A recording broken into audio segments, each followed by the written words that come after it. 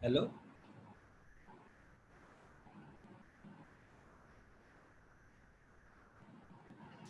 Hello. Hello. हा बोला sir. ते चालू झालं लाईव्ह बरं का. मला लिंक पाठवा. हॅलो. हा लिंक पाठवा लिंक. हो लिंक पाठवतो तुम्हाला एकच minute.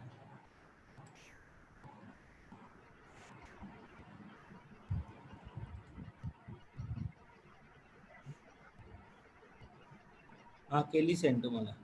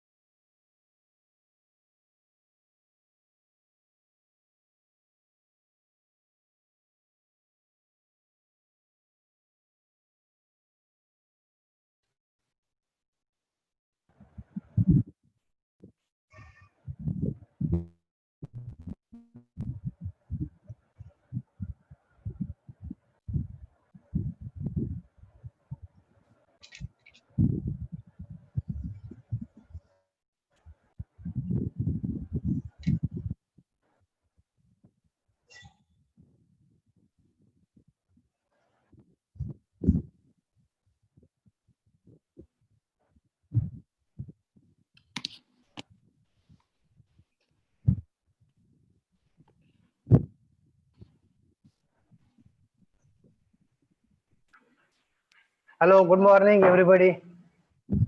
Namaste, Tata.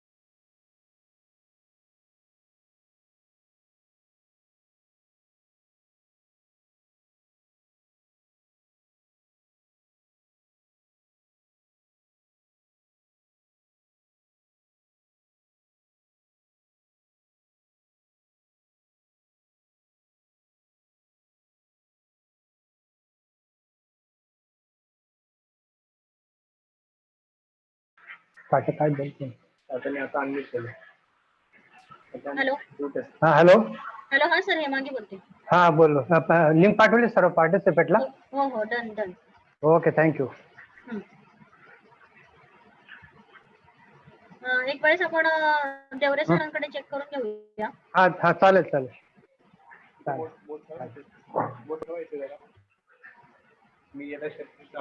Hello hello Hemangi madam. बोल. हॅलो. हॅलो हा sir.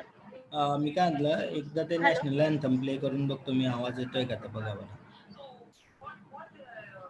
Hello.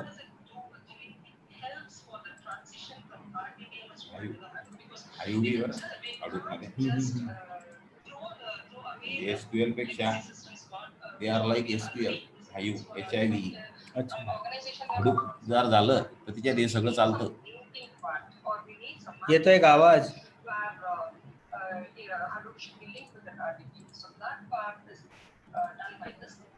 Hello Hemangi madam. हा बोला सर. आला होता का आवाज? हा बोला सर. आवाज आला होता का नाही याचा? नाही आला नाही नाही? नाही नाही नाही. आता चेक करा बरं.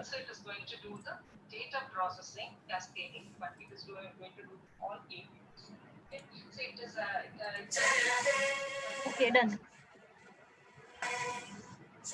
आला आला सर. ते राष्ट्रीय अँथम हे करायचं. आवाज कोणाचं हे चालू आहे? कल्याण. मागणी ती आपली स्टुडंट आहे ना. तू सांगत होती. हॅलो. बोला सर. हा आला होता का आता आवाज? हो हो हो. अच्छा ठीक आहे चालेल. मला सांगा फक्त, फोन करा जेव्हा सुरू होईल तेव्हा. हो हो हो. हा हा चालेल.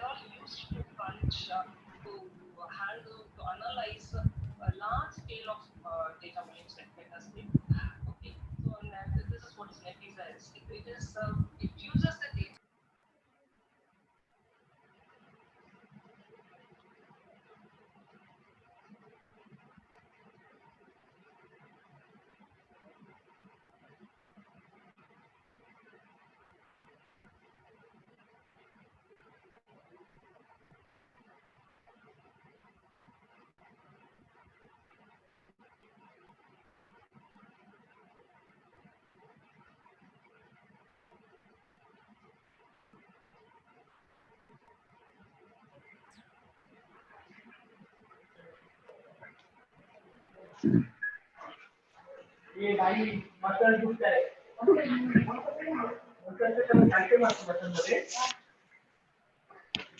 त्याच्या महाराज असतो.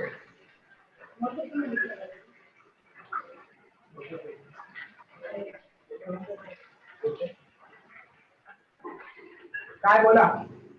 हे कुठं आले नाही. अरे तुम्ही करा ओपन केलं. मी नाही केलं ते कुठून केलं.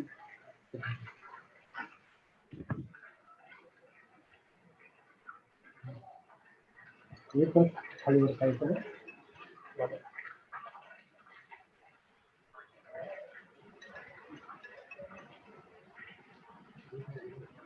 हाँ भाई ज्वाइन होने क्या?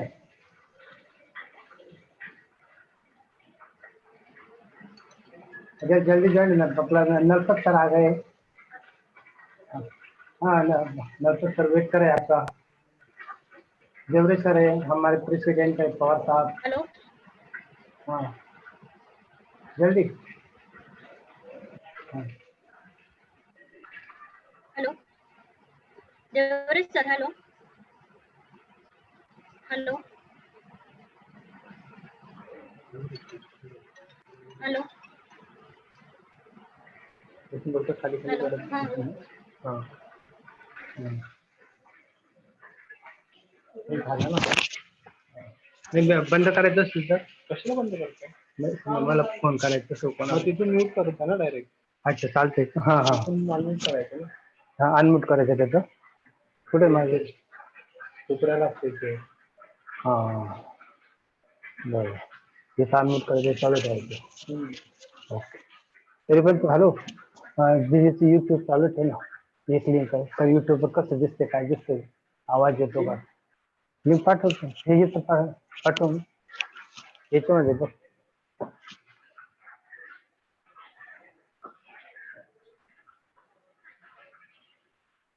का तुझं पण चालू ठेव.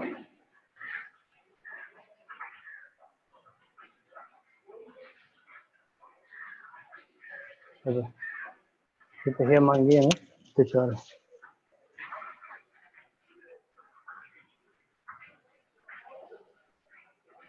हॅलो.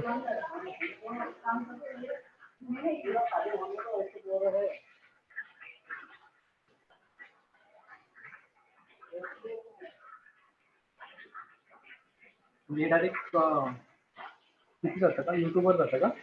हा म्हणजे लिंक ओपन केलं ना मग काही झूम वर येणार, तुम्हाला जे पाहिजे त्याच्यावर क्लिक करायचं.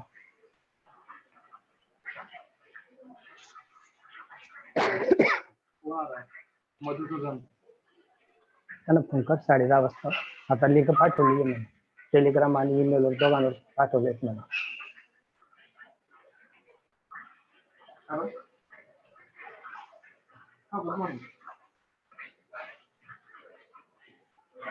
टेलिग्राम आणि ईमेल आयडी दोघांवर पाठवलंय, येईल आता.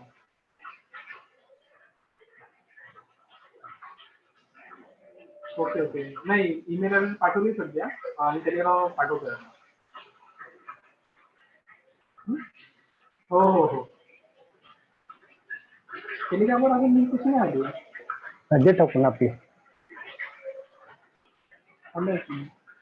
कॉपी पेस्ट कर आणि टेलिग्रामवर टाकून. श्रीवास्तव सगळ्यांचे त्याच्यासाठीच फोन आहे. हा माझा तू काय कर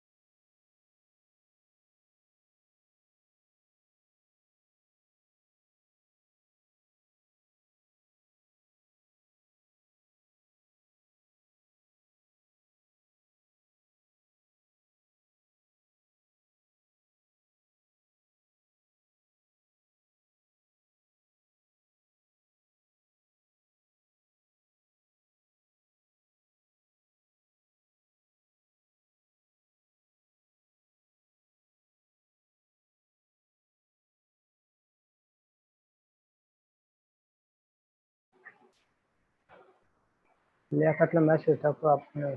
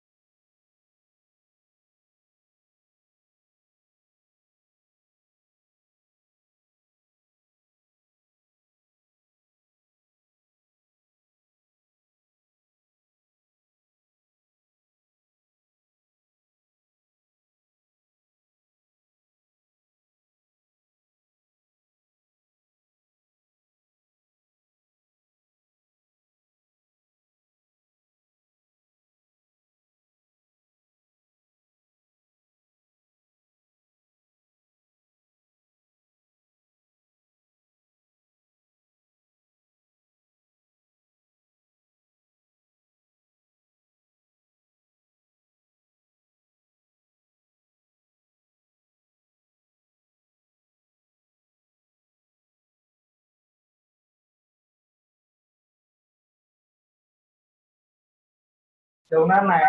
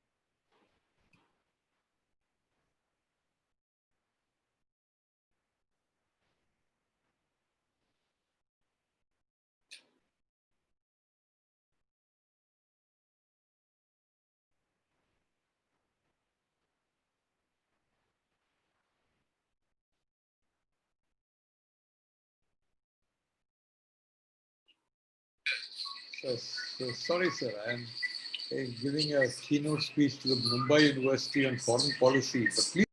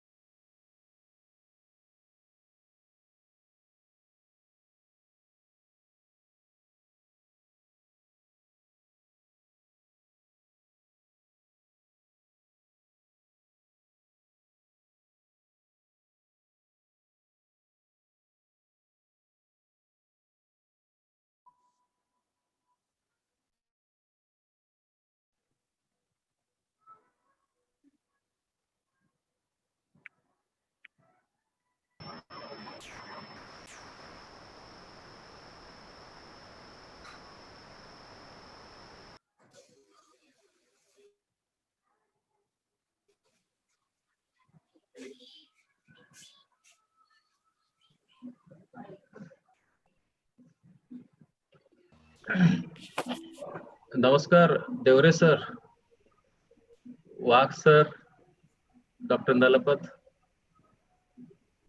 गुड मॉर्निंग एवढी लियाकत खान सर. वाघ सर नमस्कार. नमस्कार. नमस्कार बोले सर. पुष्कळ नमस्कार जुने नमस्कार मित्र वाघ या सर. निमित्ताने मिळाले. वाघ सर नमस्कार. हा नमस्कार. देवरे सर नमस्कार.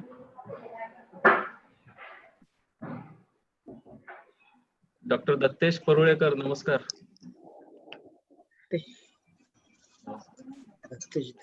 Good morning Wagh sir.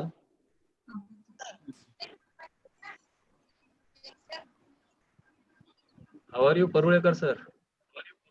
मिळालाय मी. Fine fine, very nice to see you today. Same here same here.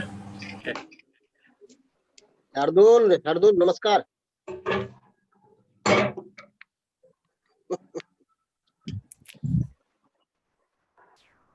Start केलंय. हा केलंय. हॅलो.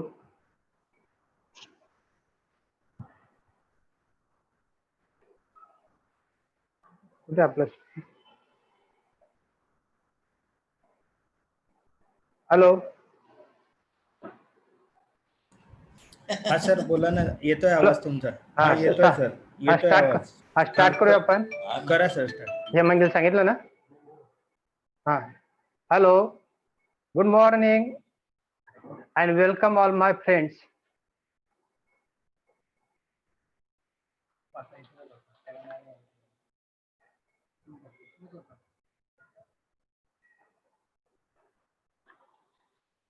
अच्छा आपला हातेस कुठे आलं?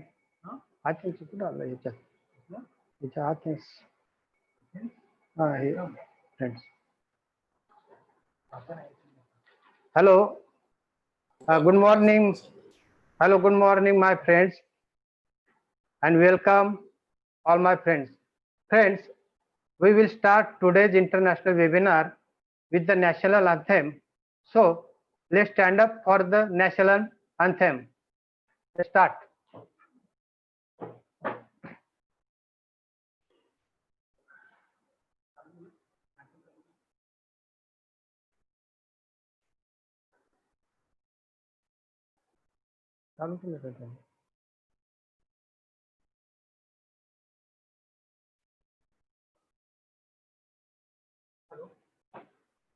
हे मागे लावून दे. नाही आवाज येत नाही.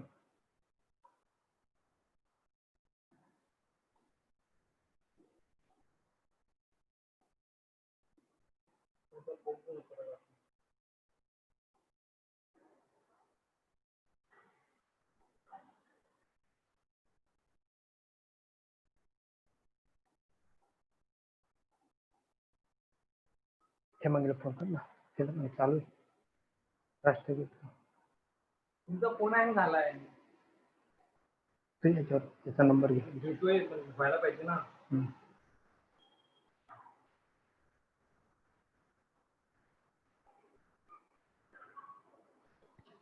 थँक्यू. काय आवाजच नाही आला यार त्यांचा. हॅलो. हा सर हा झालं सर. अरे आवाजच नाही आला मला त्या आपला राष्ट्रगीताचा. अरे यार ते हेडफोन लावले असतील म्हणून आला असेल नसेल सर. चालू हा हेड करा कंटिन्यू. हा हा हेडफोन चालू आहे माझा.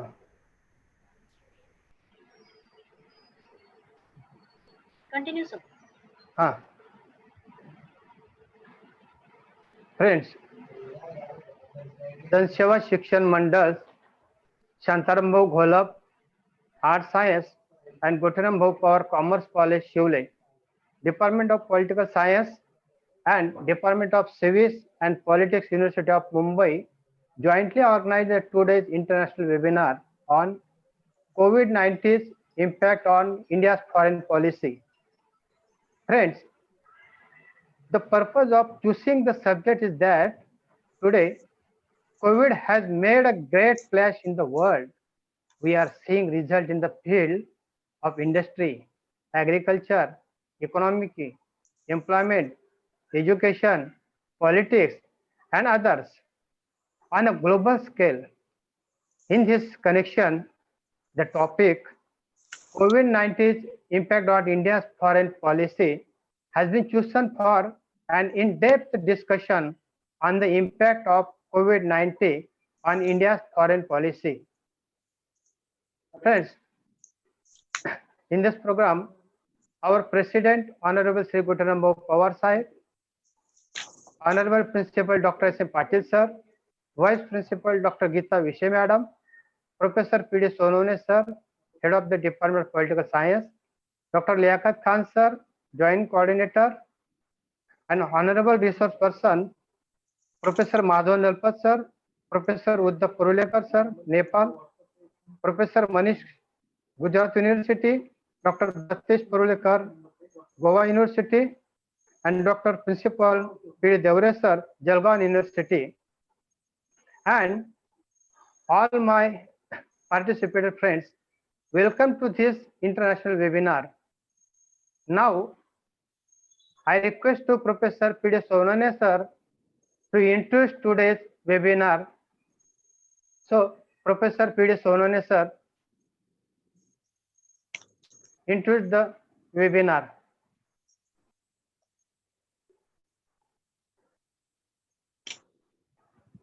Professor P.D. Sonane Sir, please introduce today's webinar.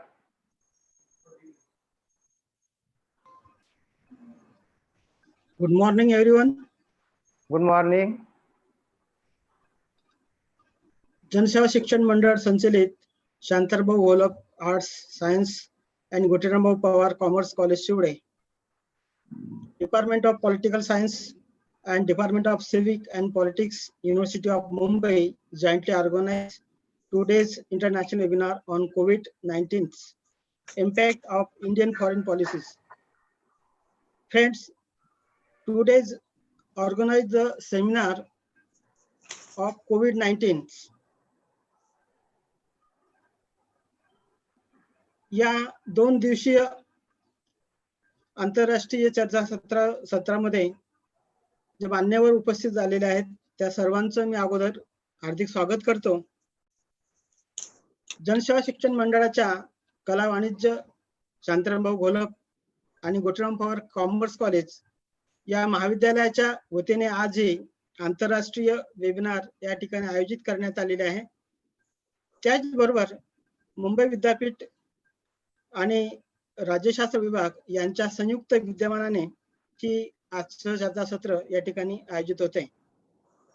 प्रामुख्याने हे चर्चासत्र आयोजित करण्यासाठी आमच्या संस्थेचे अध्यक्ष माननीय गोपम पवार साहेब, आमच्या संस्थेचे संचालक मंडळ, आमच्या महाविद्यालयाचे प्राचार्य डॉक्टर SM पाटील सर आणि माझ्या कॉलेजचे इतर सर्व सहकारी प्राध्यापक या सर्वांचं सहकार्य या वेबिनार निमित्तानं आम्हाला लाभलेलं आहे. प्रामुख्याने कोविड-19 या महामारीने सारा देश इव्हन म्हणजे आपलं अख्खं जग या महामारीने या ठिकाणी त्रस्त झालेलं आहे आणि त्यामुळे आपल्याला या घरात बसून या ठिकाणी हे जे काम करावं लागतंय त्या कामातून आज आपण या ठिकाणी हे वेबिनार या ठिकाणी आयोजित केलेलं आहे.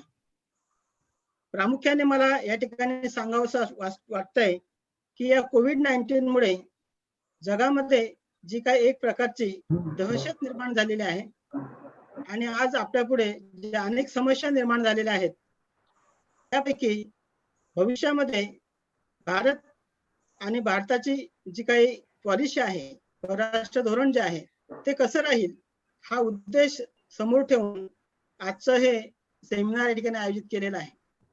प्रामुख्याने मला असं या ठिकाणी नमूद करावं असं वाटतं कारण स्वतंत्र झाल्यानंतर भारताचे परराष्ट्र धोरणानंतर कोण बोलणार आहे निदर्शक आपल्याला दिसतात. प्रामुख्याने 1960 नंतर कालावधी आहे त्या कालावधीमध्ये प्रामुख्याने भारताचे पंतप्रधान पंडित जवाहरलाल नेहरू यांचे नेतृत्व आपल्याला लाभलेलं आहे. त्यानंतरच्या कालखंडात भारताच्या माजी पंतप्रधान श्रीमती इंदिरा गांधी यांचे नेतृत्व देशाला लाभलेलं आहे आणि त्या निमित्ताने भारताचं परराष्ट्र धोरण त्या पद्धतीने ठरवलं गेलं आहे. त्यानंतरच्या कालावधीत भारतामध्ये जी काही सरकार आलीत आणि ते सरकार ज्या पद्धतीने बदलत गेली त्या पद्धतीने आपल्या परराष्ट्र धोरणामध्ये थोड्याफार प्रमाणात बदल झालेले दिसतात.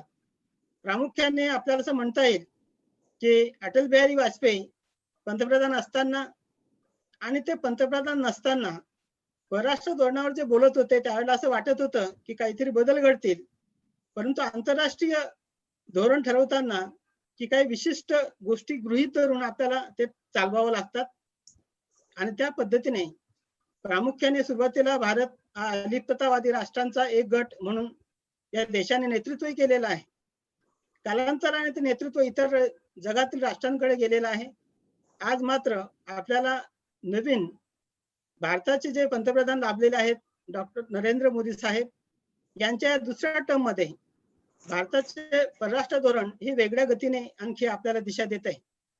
प्रामुख्याने मला या ठिकाणी सांगावं असं वाटतं की जगामध्ये सगळ्यात जास्त आपल्या पंतप्रधानांच्या कालखंडांमध्ये जर कोणी भेटी दिल्या असतील तर त्यांच्यामध्ये प्रामुख्याने आपल्याला नरेंद्र मोदींचा उल्लेख करावा लागेल की जगात सगळ्यात जास्त भेटी देणारे भारतातले पहिले पंतप्रधान ते ठरतील आणि त्यामुळे त्यांच्या या दौऱ्यांमुळे भारताचे एक वेगळं धोरण, भारताची एक वेगळी प्रतिमा आपल्याला जगासमोर ठेवता आलेली आहे.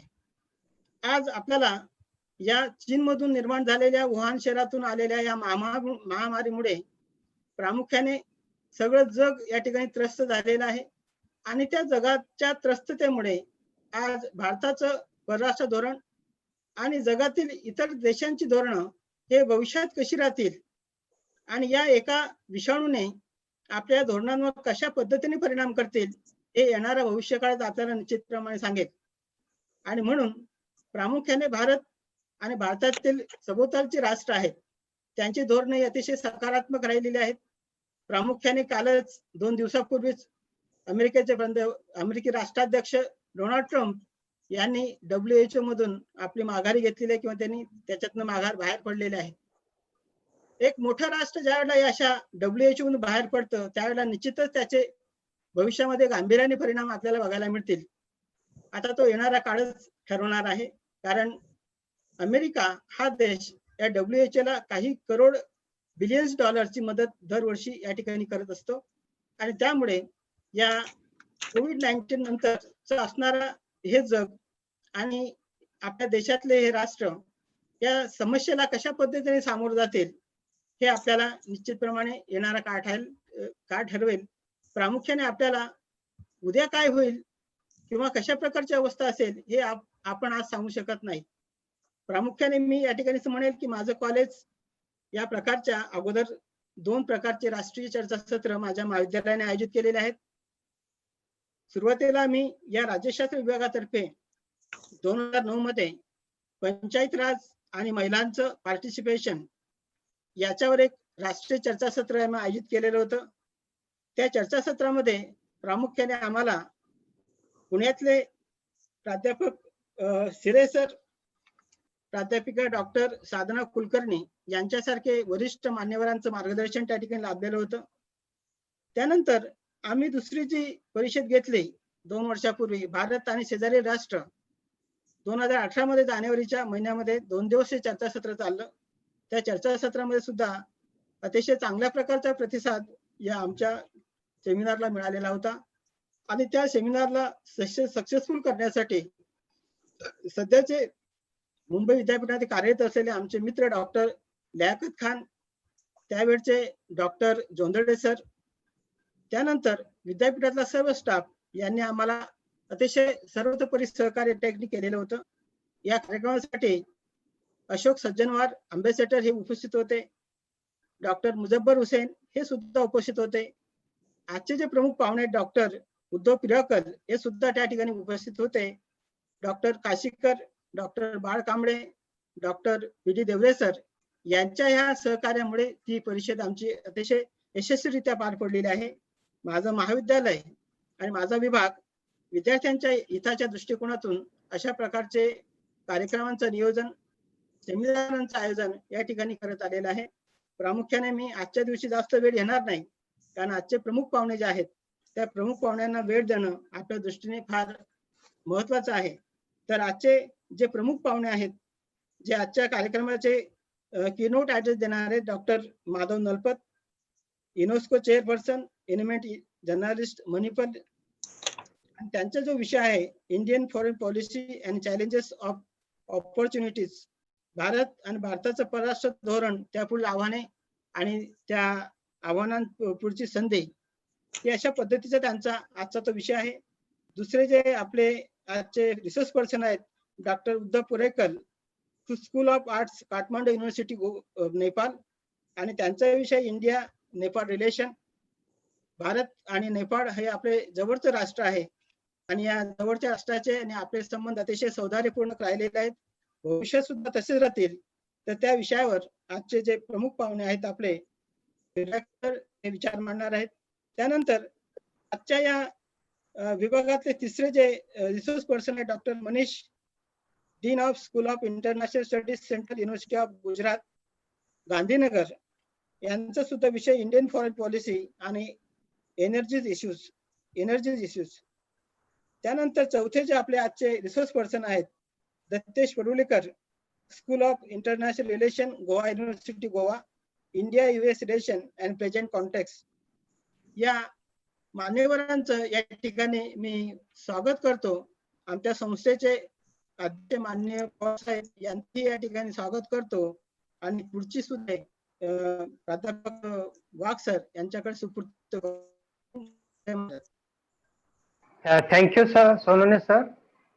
Thank you very much. Now, I request to our principal, Dr. S.M. Patil sir, to give welcome address. Principal Dr. S.M. Patil sir. Thank you, sir. Okay. Sir. Good morning to all. Today's international conference. जनसेवा शिक्षण मंडळ Shantaram Bhau Golak, art science and गुटरम power commerce college Shivle Department of Political Science and Department of Civics and Politics, University of Mumbai, joined to organize 2 days international webinar in COVID impact of the Indian foreign policies. Friends, first warm welcome. Today's chief guest is international webinar, former MLA and President Jan Seva Shikshan Mandal, GP Pawar Saab. Today's keynote address speakers, intellectual and great personality, Professor Madhav Nathpat, University Chairman of the Indian Journalist Manipal, Professor Uda Payurkar, School of the Arts, University of Nepal, Professor Dr. Manish, School of the International Studies Center, University of Gujarat, Professor Dr. Dattash Purukar, School of the Intellectual Relative, Goa, Dr. P.D. Devre, former Dean, KBCN University, Jalgaon, and former Maharashtra Political and Public Administration Council, Dr. G.R. Vishe, Vice Principal, Dr. Wag is coordinator. This is an international seminar. Professor P.D. Sone, HOD in Department of Politics. Professor Hemangi Dalale, IT coordinator. Technical person, Mr. Mayur, Mr. Patil, and friends. I'm very happy today the international seminars that today COVID is made the great splash and we are the seeing result of the in the field in the industry, agriculture, economics, employment, education, politics, and etc.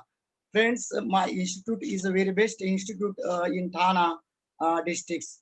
Jan Seva Shikshan Mandal is running up the 8 school, 5 junior college, 2 degree colleges, 1 ashram shala. That should be the 300 teachers, including this our institute. 800 students in learn in my institute. My institute is the best institute in Murwad and Thana districts. That should be my college is established 1989. Friends, that should be the we are the imparting quality education to the student for more than 30 years. Today, the role of the college is not only to the pursue academic excellence, but also the motive the students for lifelong learning. The exchanging times, global education becomes the necessary for the surviving in the competitive world. Our campus is a full the educational atmosphere. Today, we have all equipment, library, laboratory, gymkhana, playgrounds, administration sections, where they started professional courses, as well as the postgraduate, computer science, Marathi, Hindi, English, and history, economics, MSc chemistry, and M.Com. That we have the achieve such that with the sports, cultural activities, and social activities. Our objective is at the achieve in the near future. That's really the provide the placement of the students.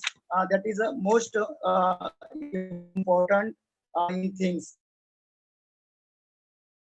Established in 1918, and but till the 130 students that time, but till today 230 students in learn in my college. My first NAC is 2005-6, second NAC 2011-12, and third NAC 2019-20 February 2020. That should be the third cycle NAC is completed. My college best college award in University of Mumbai awarded 2008-9. My also award for the ISO 2015. Friends, that will today that is better is tomorrow. It is no so many problems are creating in national and international level. My India is best because of the other countries, America, Australia, China, and other countries that is better. Is today's situation in India, Maharashtra, and all state and talukas. That is better. Today is better. Tomorrow, friends. That's will the all is coming found in our his participation in this webinar. I hope that will the good situation, good discussion in you for 2 days. That will the our country that will go for this our my management president JP Pawar Saab and other members. Every time he push the support in my academic activities and other cultural activities. That is most important things. The management, teacher, and administrative staff are very cooperative. My management is very good. That is a travel and rural areas, but the quality education that is a most important thing.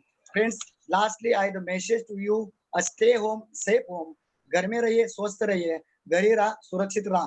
फिर एक बार आप हमारे college के जनसेवा मंडल के president doctor GP Pawar साहब, all participants, all coordinator doctor वाग, JR विषय मैडम, आप और सब टीचर, आप पार्टिसिपेंट, सब डेलीगेट्स, आप सबका ये वेबिनार में सबका स्वागत करता हूँ और मैं यही मेरी बात खत्म कर देता हूँ. जय हिंद, जय महाराष्ट्र. हेलो.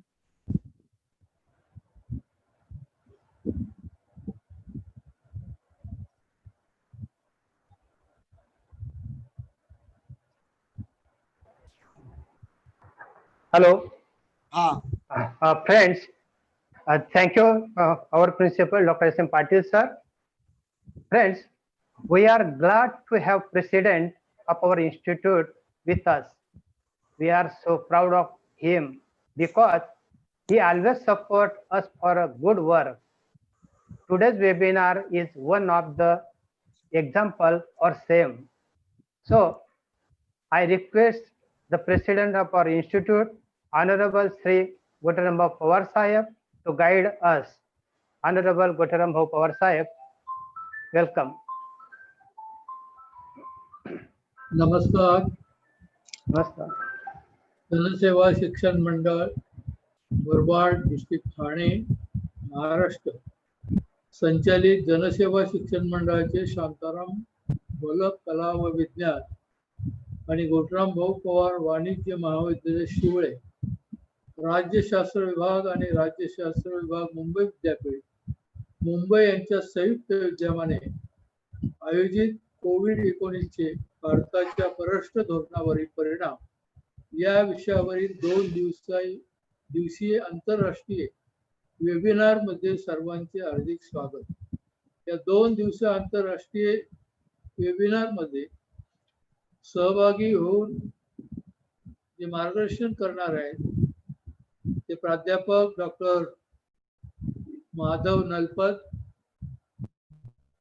युनेस्को चेअर प्रख्यात पत्रकार मणिपाल, प्राध्यापक डॉक्टर उद्वस्त Purkar, school of art Kathmandu विद्यापीठ नेपाळ, प्राध्यापक doctor Manish Kumar, school of international studies central university Gandhinagar Gujarat, प्राध्यापक doctor Dattesh Kurlekar, school of international relation Goa विद्यापीठ गोवा, प्राचार्य डॉक्टर पी.डी. देवरे, माजी डीन कला विभाग कवयित्री बहिणाबाई जरी उत्तर महाराष्ट्र विद्यापीठ जळगाव, माजी अध्यक्ष महाराष्ट्र राज्य शासन व लोक प्रशासन परिषद, प्राध्यापक doctor Ashwini Mahapatra, west Asian studies chairperson centre Jawaharlal Nehru विद्यापीठ नवी दिल्ली,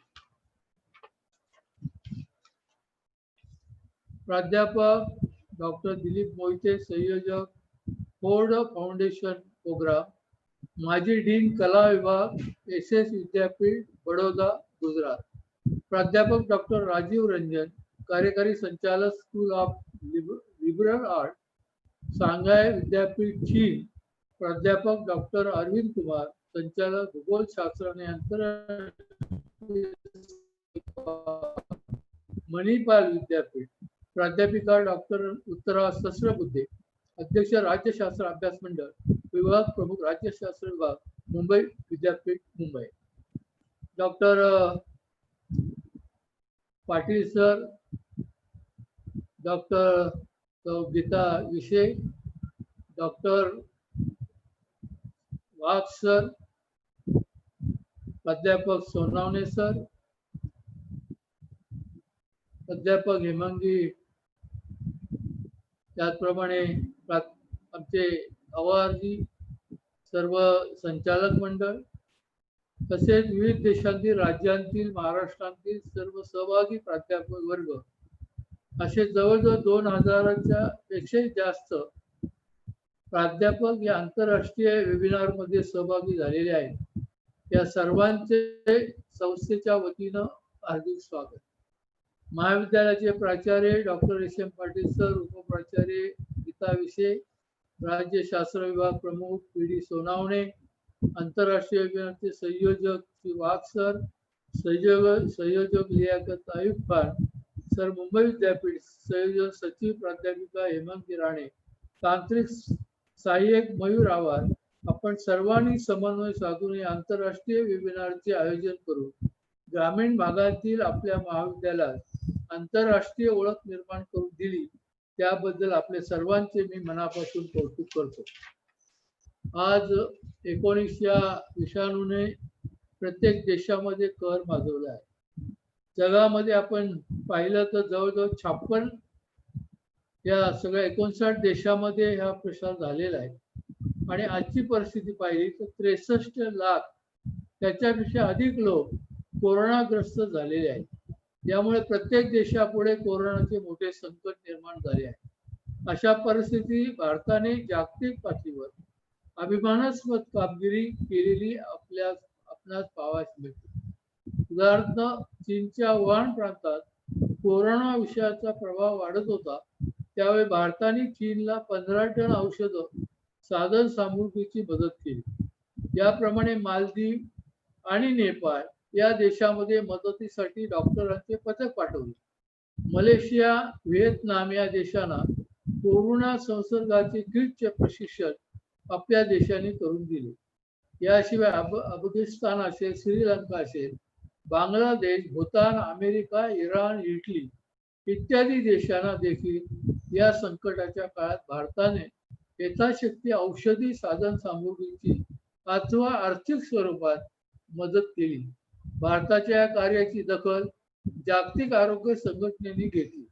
यामुळे जागतिक पातळीवर आपल्या देशाची प्रतिमा उंचावलेली दिसून येते. ही आपल्या दृष्टीने जमेची बाजू आहे. उदाहरणार्थ कोरोनाच्या संकटामुळे व या परिस्थितीमुळे चीन मधून बऱ्याच कंपन्या बाहेर पडण्याच्या मार्गावर आहेत. काही कंपन्या भारतात येण्याच्या विचारात या संधीचा फायदा आपल्या देशाला व्हावा याकरता देशाने आपल्या औद्योगिक धोरणामध्ये बदल करण्यास सुरुवात केली आहे. एकंदरीत कोरोनाच्या संकटामुळे जागतिक स्तरावर निर्माण झालेल्या परिस्थितीचा इतर देशाच्या धोरणावर परिणाम होत आहे.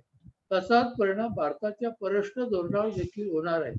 या अनुषंगानं या विषयावर अधिक सखोल चर्चा या 2 दिवसीय आंतरराष्ट्रीय वेबिनार मध्ये अनेक मान्यवर तज्ञ करणार आहेत. या वेबिनार मध्ये सहभागी झालेल्या प्राध्यापकांना हा चर्चात्मक परिसंवाद निश्चितच मार्गदर्शक उपयुक्त ठरेल अशी मला खात्री आहे. या 2 दिवसीय आंतरराष्ट्रीय वेबिनारला माझ्या हार्दिक शुभेच्छा. धन्यवाद. जय Maharashtra. Thank you very much, Tata Sahib. Very nice speech, short but sweet. Thank you again, Tata Sahib. Now, I will request to Dr. Liaquat Khan sir, please introduce the speakers of the session. Dr. Liaquat Khan sir, please introduce the speakers. Good morning to all the respected eminent personalities on the desk, professors, teachers, and my dear friends. Among diverse theories of foreign policy, corresponding to diverse meanings of foreign, there are a lot of foreign policy dictums which are being used in order to understand the domestic policy and foreign policy. So today we have a lot of eminent people into our own desk. I'll just I won't take much of the time. Like we have the keynote speaker would be Professor Madhav Nalpat, who is an eminent journalist, and his speech will itself decide that how prominent and how important his speeches are. And I have heard him a lot of times. And he's also a friend of the Department of Civics and Politics. We also have Professor Uddhav Pirekal, who is from Nepal. He will certainly join us in due course of time. And we also have Professor Manish, who is also Dean for School of International Studies in Central University of Gujarat, Gandhinagar. He is also one of the eminent person from Gujarat. We also have Dr. Dattesh Parulekar from School of International Studies, Goa University, Goa. And he is also one of the very important speaker onto international studies. And this session, the whole session will be moderated by Professor P.D. Devresa, who was a former principal and the dean for North Maharashtra University, Jalgaon. And he will be moderating the session. And I really feel that this webinar, each minute and each second becomes very important for us when we speak on to webinar. And that's the reason why I would now request Professor P.D. Devresa to take on the session and begin with the keynote address. Over to Professor P.D. Devresa. Yes, sir. I request P.D. Devresa to take over the session.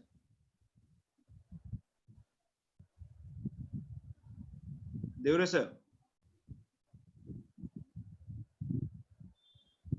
Devre sir.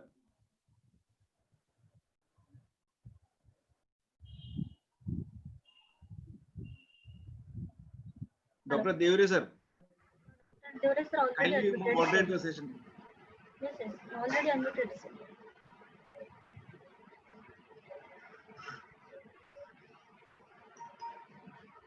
Or we can straight begin with the keynote address by Professor Madhav Nalpat.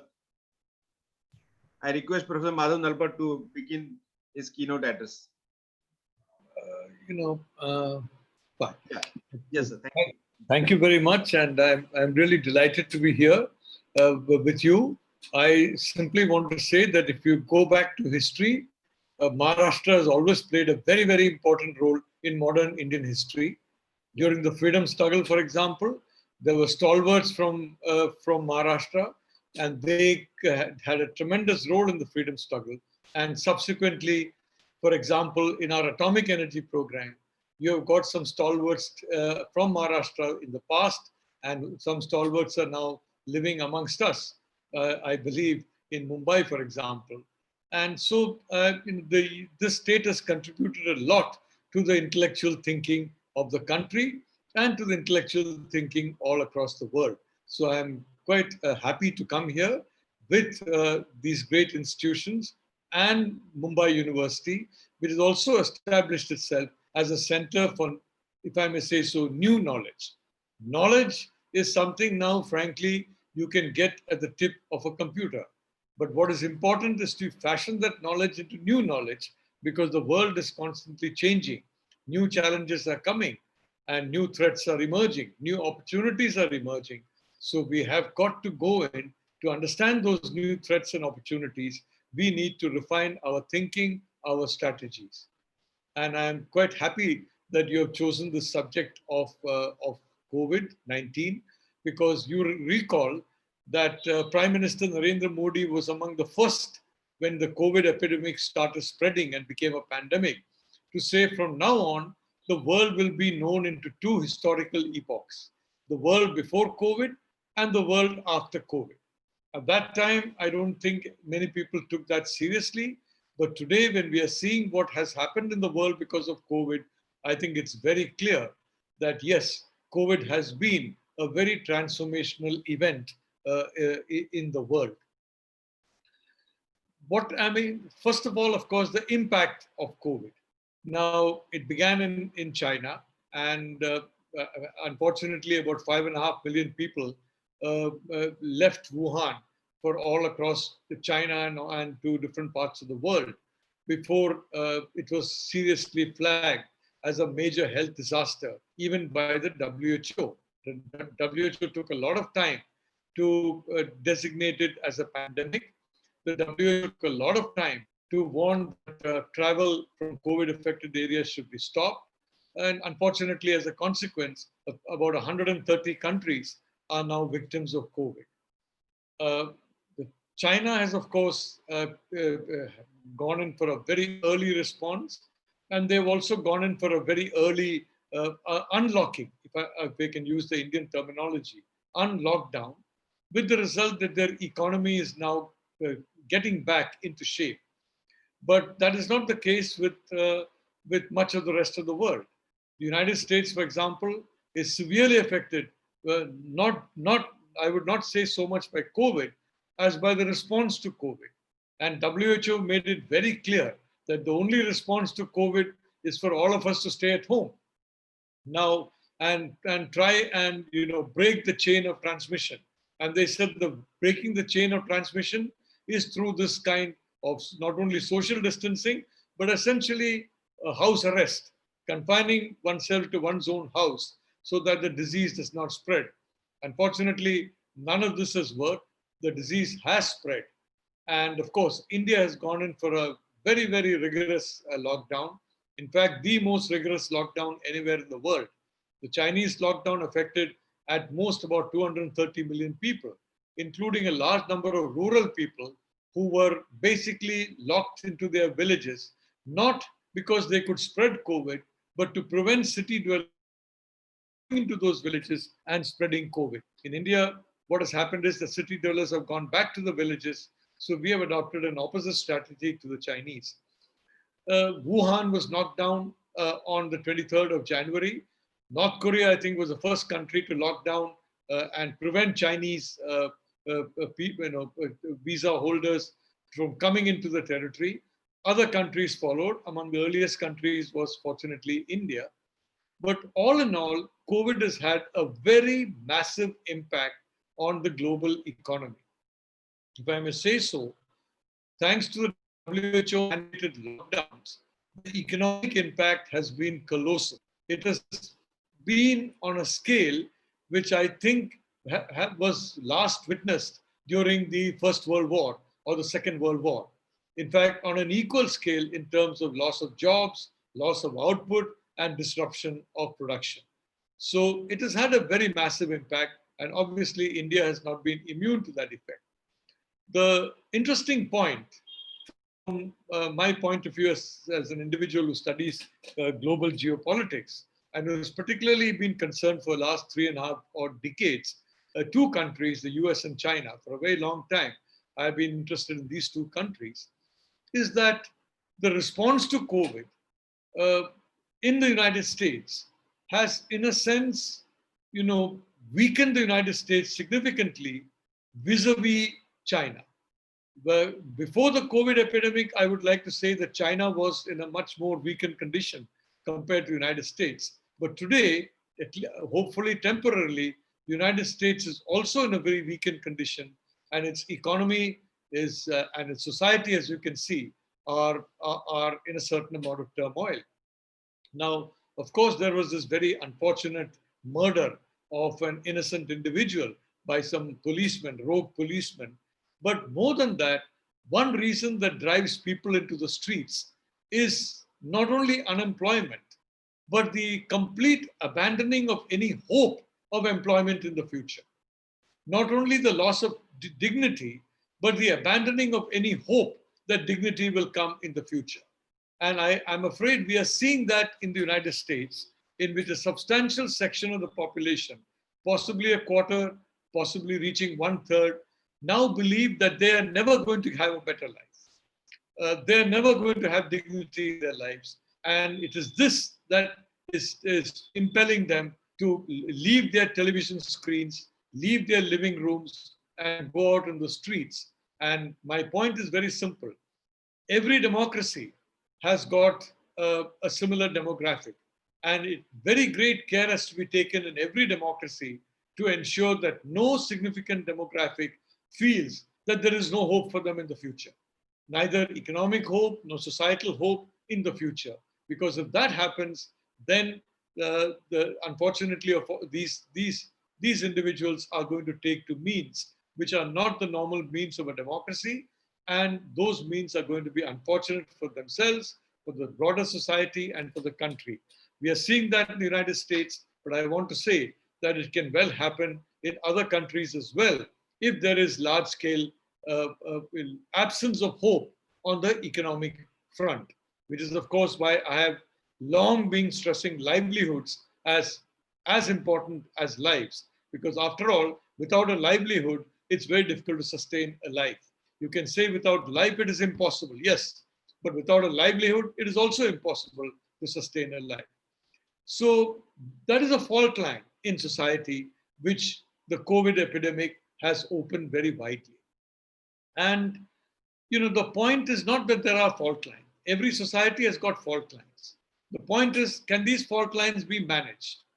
Can they be constrained and contained in a way which does not erupt into uncontrollable tensions, and which does not erupt into a situation where a self-sustaining chain reaction takes place and the society becomes weaker and weaker and less capable of reviving itself. I don't think the United States is anywhere near that point, but I think this is a very important wake-up call for the US administration. And I do believe, and I must tell you, as someone who has basically looked at President Trump quite favorably for a long time, because so far as India is concerned, he's been a good president, could have been better, but he's been good. But the reality is You can't, it's not the army, calling in the army, that is going to solve the problem, that is going to make the problem much worse, as a matter of fact. It has to be a clear look as to why so many people are so completely alienated that they are willing to go into violence, they are willing to have violence committed on themselves, they are willing to go to jail, they are willing to even lose their lives. And this is something which, as I said, all of us, every democracy has to be very alert about the correct response to this kind of tension and this kind of pressure. And a lot of that response has got to be to ensure dignity and to ensure livelihood among the people. So one effect of COVID is been on livelihood, and it is very important that we understand that this is as important as any other consideration when dealing with the disease. Now, having said that, I want to say that I have been saying for some years, and I think writing also for some years, that I see certain, if you look at what is called chatter. Chatter is basically conversations between ordinary people. Now today, thanks to social media, we can access a lot of that chatter. In the past, it was more difficult to access. Some of that was not so much in the big newspapers, which are more sanitized, but in the broadsheets, in the pamphlets, in word of mouth. The chatter prior to the First World War was getting more and more, if I may say so, intolerant, much more vicious, much more us and them. And that chatter was actually expanding and expanding into societies, such that war was seen almost as something not only which is inevitable, but which is desirable, which is a terrible thing, frankly, because war, in my view, is never inevitable and war is never desirable. And it is our job, frankly, as social scientists, as geopolitical experts, to try and ensure that these conflicts do not take place, and where they take place are quickly brought under control. We saw a very ugly kind of rise of social discourse in Europe, because Europe was the continent that controlled the world, let's be honest. India, Africa, a lot of Latin America, I mean, these were essentially ruled by people from Europe. So in Europe, the discourse was getting heated, more and more heated, especially the discourse, for example, between Prussia and, let's say, between France, between Russia and between some other powers. So as a consequence, a kind of a heat island got generated in the policy-making sphere. And when heat islands get generated, we have seen that, for example, in Japan in the 1930s, because of the sanctions and the prevention of Japanese trade, the heat island in Tokyo became quite extreme, and they decided war is the only way out. Unfortunately, they went into China, which I think is a terrible mistake. And I think war itself was a big mistake for Japan. But they went into that because of perception. It was inevitable, it was necessary, and it was also desirable.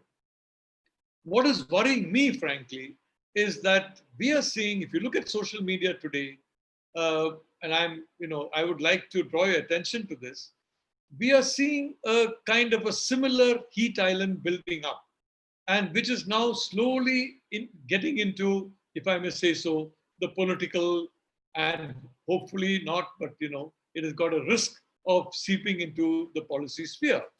So this kind of, the discourse is becoming rather intemperate. We have now a very, very marked silo system in our social media interactions. Generally, we have a huge amount of websites, we have a huge amount of chat rooms, millions and millions and millions upon them.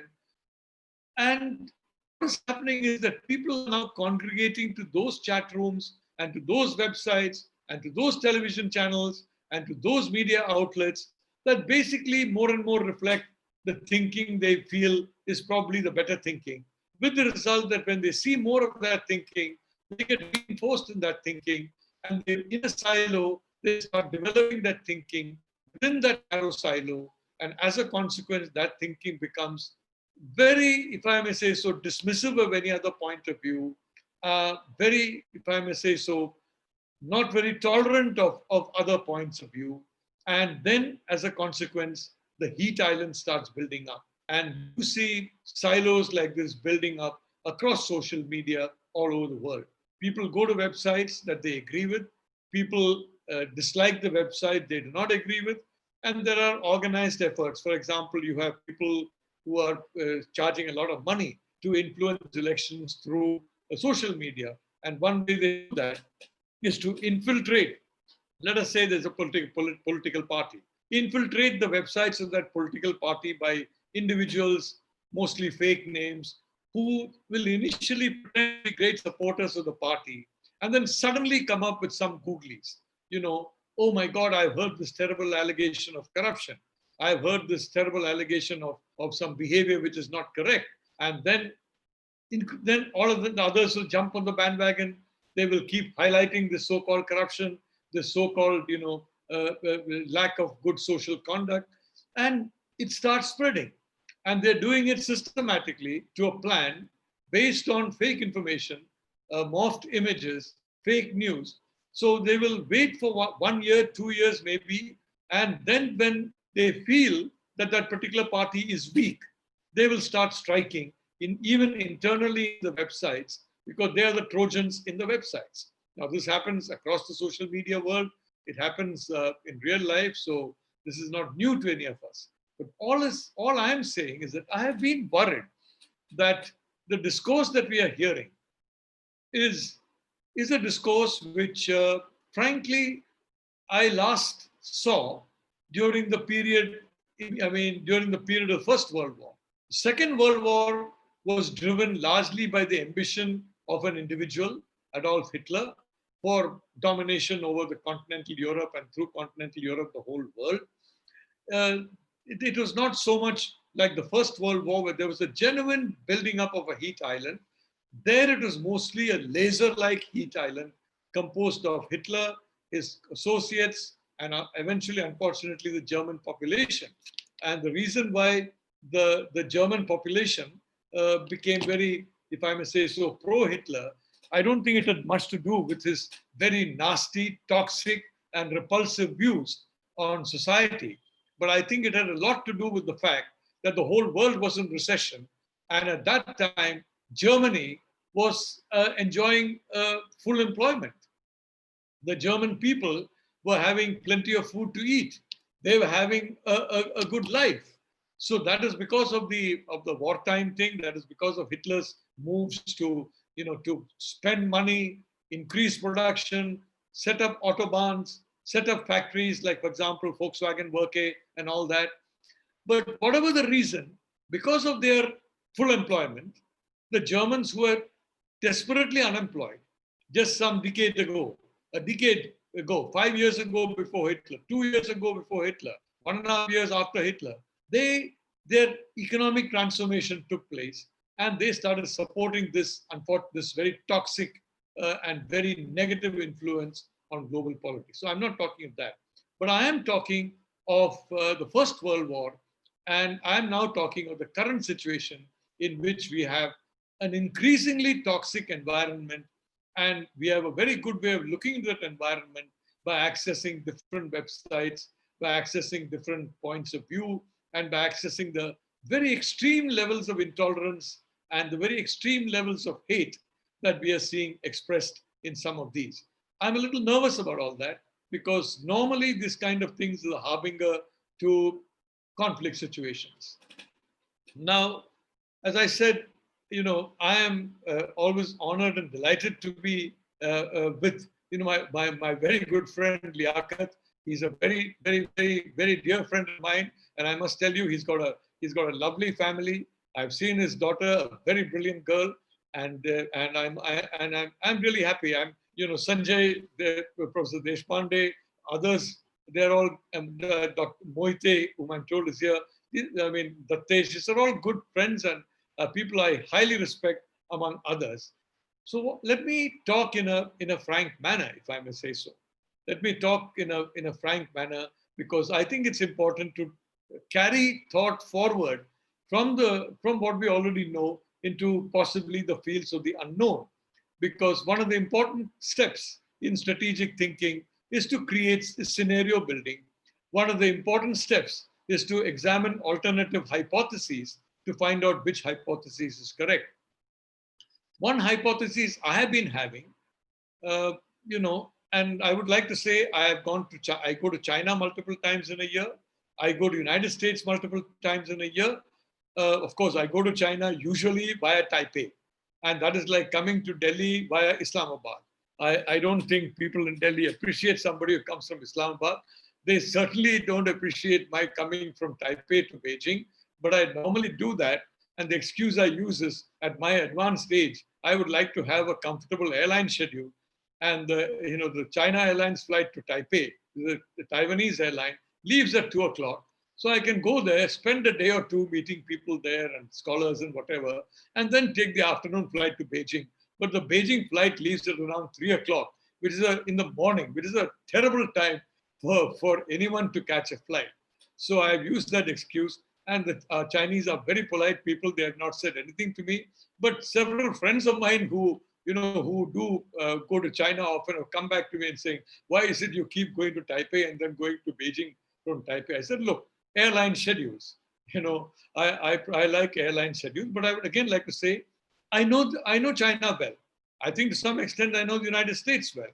And I think to some small extent, I have some, if I may say so, insight into the serious policy-making levels in both those places. And I found from around September, I would say, I don't know if I visited, I don't remember if I visited China in August. I normally, every 6 weeks, either in the US or China or both, normally. So I can't really remember unless I check my schedule. But I found a change in the body language of people. And let me tell you, I don't go there to discuss India-China affairs. I mean, that's a very complicated task. I don't go there to discuss that. But I go there to discuss the state of the world. I go there to discuss, long-term trends over 10, 15, 25 years, not even 5 years. Long-term trends with other people who are interested in long-term trends. And I find the Chinese, and of course, the Americans also, there are people less in America than in China who are very interested in looking at 10 years, 20 years, 50 years, and trying to analyze what kind of a world it will be during that period. So my discussions are basically about this kind of looking ahead into the future. And of course, I have, I identified China as the next superpower long back, and I think it has become that. Frankly, from 1997 onwards, they got a certain burst of confidence, and today there's no doubt that they are the second economy and they're catching up with the United States. And if they catch up with the United States, it's going to have very major consequences for the simple reason. I mean, as has been said, also in the media, and in the media. If I have a newspaper which is #1 in circulation in the city, let's say Mumbai or Delhi or Pune, 60% of the advertising goes to that newspaper minimum. About 20% goes to the second. And the remaining 20% is shared by everybody else. So coming first, being #1 is very important for any country, as it is for a newspaper. With the result that if China becomes #1, the entire US model, the entire US soft power, whether it is Kentucky Fried Chicken or McDonald's. I mean, I'm a vegetarian, so I don't go to Kentucky Fried Chicken. I don't go to McDonald's, but I know that, whenever I look in their site, people go there in their hundreds and thousands. It's Hollywood movies. A lot of that is because of a perception that the US is #1. So if China becomes #1, then the Chinese system of government, which is very different from the US system, Chinese soft power attributes will be willy-nilly, will start doing much better vis-a-vis the United States, because you will have the first, the top individual's advantage. You have it in publishing, you have it in sports. The person who comes first gets the medal, gold medal. He doesn't get he gets the gold medal straight. Even if it's only by less than an inch, he gets the medal. So for the United States, this is an existential question. For some years, I have been writing, and I think initially people were very dismissive of what I was writing. Now they're taking it more seriously that, look, China is going to go in for digitalization. Xi Jinping from 2013 onwards, he came, took power in 2012, probably consolidated himself in 2013, has been buying gold in very large quantities across the world. The Chinese already are sitting on large stocks of gold. They produce a lot of gold. They have never declared their gold holdings. It is illegal to take any gold out of China. You know, you see in India, people come from the Gulf and they have 2, 3 gold necklaces, whether male or female. Everyone wears gold necklaces. I don't know if they go with gold necklaces, but they come back with gold necklaces. But if you go back from the Chinese airport with a gold necklace, I think you will be staying in China for some time. They don't allow any export of gold from China. So my theory was the Chinese are basically looking at a reset of the US dollar. That the US dollar, in their view, will fall by about 30-40% in value. And they're looking for a reset of that. And they're looking for a new situation in which the US dollar may not be supplanted by the renminbi, but certainly it is no longer the dominant currency of the world. They are working systematically for this. Now, for example, oil purchases from Iran. They are buying it in renminbi. I wish we had the, if I may say so, the strategic vision to keep buying oil from Iran. I don't think the Americans would have protested very much. They would have protested, but they would have finally agreed because they understand the importance of Iran to India and therefore to them as a way of some influence in that very important country. We could have had a rupee trade with Iran for oil. The Chinese have got a renminbi trade with Iran. They have a renminbi trade with Russia. They have a renminbi trade with a large part of the world now. And in that sense, they are slowly breaking the link between the dollar and the global trading, especially the petrodollar. Let's not forget, ladies and gentlemen, when the petrodollar was established in 1971, the US was the largest purchaser of oil in the world. Today, the Chinese are the largest purchaser of oil in the world, and the US has become the largest producer of oil in the world. When you are the producer rather than the purchaser, the OIC will look at you very differently, and basically your ability to persuade them to keep pricing everything in dollars will go down. So I have been saying that Xi Jinping, I think, has a clear strategy based on a dollar reset and essentially China becoming the number one and taking that huge advantage of being number one.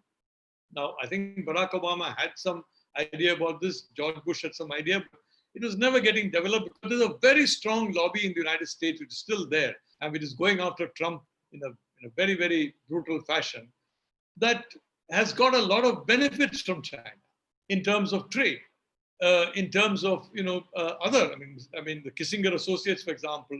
If you check into Kissinger Associates, I think you'll find a large number of clients may be linked to China. If you look at the Clinton Foundation, I mean, if you track back the where the money flows are coming from, I think a large part of that will be coming from China. In India, for example, many of the unicorns have come from China.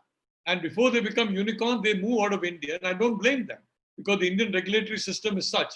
120, 30 different departments can send an individual to jail. I am really unhappy that the Prime Minister has not been able to implement his minimum government pledge. And so at least only 3 or 4 people agencies can send a businessman to jail. Today, more than 100 agencies can send a businessman to jail under a plethora of regulations, many of which are technical in nature and which are not violations of the law in any country, including China. We have got so many laws and so many regulations that it's impossible to avoid falling foul of one regulation or the other. And then somebody knocks at your door. And of course, the hint is, unless you're generous, that person is going to throw the book at you or the regulation at you. I think it's ridiculous. I think it's a huge problem and we need to fix it.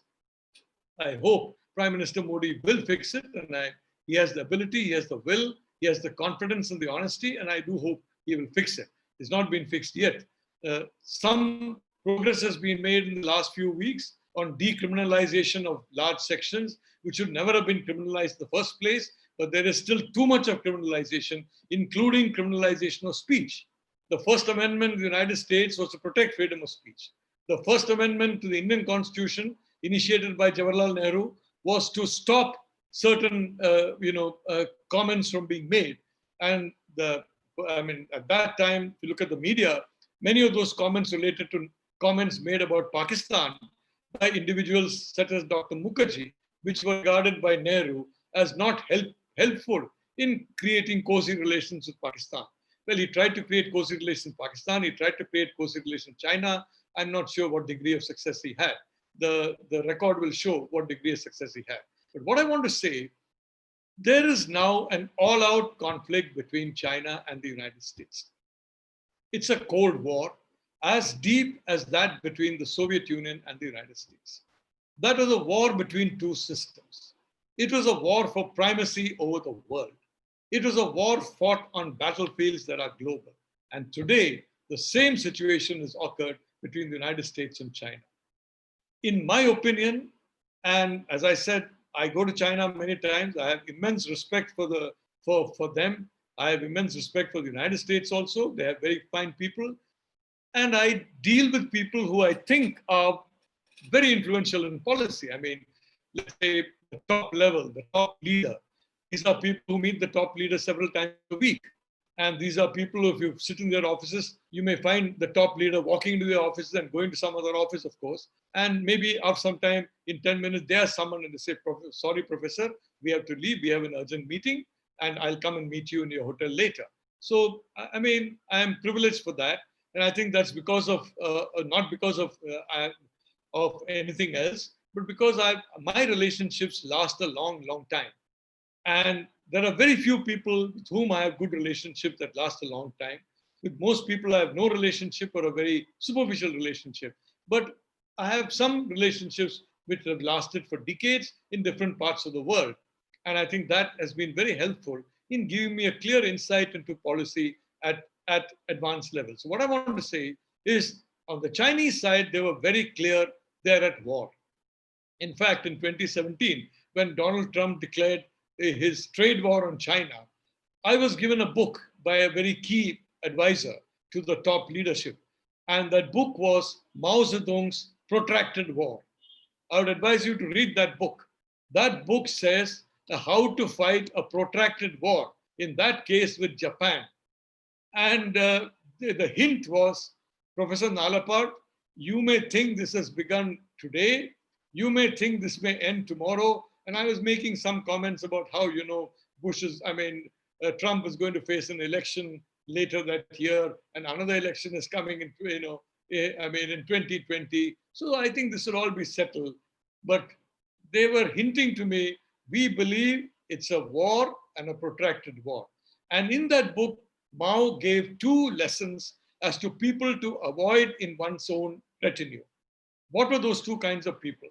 The first kind of people were people who thought the enemy will win, who had no confidence in your victory. Such people had to be sent out immediately. And the second class of people were people who thought that our side, that is their side, could win easily. People who were unrealistic about the hard fight ahead, unrealistic about the actual strength of the enemy. And he said, these people are maybe even more dangerous than people who believe that, we will lose. So they have to be got rid of immediately. People who come and say, oh, we are in great shape. We are going to be fantastic. We are going to wipe them out. We are going to do this. We're going to do that. Such people are even more dangerous and you should remove them immediately. So I got that. I would advise some of you to read that book on Protracted War by Mao Zedong. The man has written some pretty good books on war. As Mahatma Gandhi says, we should get our wisdom from everywhere, distill what is important for us in India, and discard the rest. But what I'm saying is, I don't want to take too much of time because I don't want to impinge on your hospitality. I don't want to impinge on the patience of the department and these 2 very fine institutes. I want to say that this creates a tremendous opportunity for India. When you have a state of tension between the superpowers, it creates a very good opportunity for what I regard as the clear third superpower, and that is India. So this particular, we have to understand how to take advantage of this. And here, frankly, we have to learn. We did not learn from the United States when we went in for partition. The United States under Abraham Lincoln fought a civil war to keep united. Abraham Lincoln was a man of peace, but he said, I am going to war, and hundreds of thousands of soldiers were killed. About 1 million people were killed in that very brutal war. The war was meant to keep the country united. In our case, our leaders were very non-violent people, and they're very civilized people. For them, war was never an option. So we agreed to a partition, and thereafter, the history of the country and Pakistan, etc. I mean, it is there in the history books what it is. But I'm not going into that. We need to learn from the history of China. China took immense advantage under Deng Xiaoping of the schism between the Soviet Union and the United States and built itself up into a formidable force. China under Deng Xiaoping, I think 79, if I recall, China was smaller than the Indian economy. And may I say, in 62, the Chinese economy was nowhere near the Indian economy, even in 62. But in 79 also, 1980 also, it was not even the size of the Indian economy. Today, it's nearly 6 times the size of the Chinese economy, of the Indian economy. They must have done something right. We must have something to learn. So this is an opportunity for us. And that is where I'm saying I have a prescription. And my prescription has been said in public. It has been said in writing. There's nothing secret about it. I've said the same prescription in Washington. I've said the same prescription in Beijing. And that prescription is we have to go in for security and securing the Indo-Pacific. And we may not be able to do it on our own, but we have to do it as part of an alliance. And that alliance has got to be an alliance with the United States rather than with China. There are 2 alternative logistics chains evolving, 2 alternative financial systems evolving, 2 alternative military alliances evolving. One is the Sino-Russian alliance. And let me remind you, Russia is a part of the Chinese-led alliance and the American alliance. India can play not the role of Japan or Germany or the UK, but almost a co-equal role with the United States because of our size and potential. The United States, way back in 1972, Nixon said to Mao, you are the equal of America. Mao was nothing compared to the American economy or to the American ability for WMD. But still, Kissinger gave it that privileged position, Nixon did, for the sake of getting them on board. Today, I can tell you, there is no way the Indo-Pacific can be secured except through the Sino-Russian alliance or through an alliance that includes India. Without India, no alternative alliance can secure the Indo-Pacific.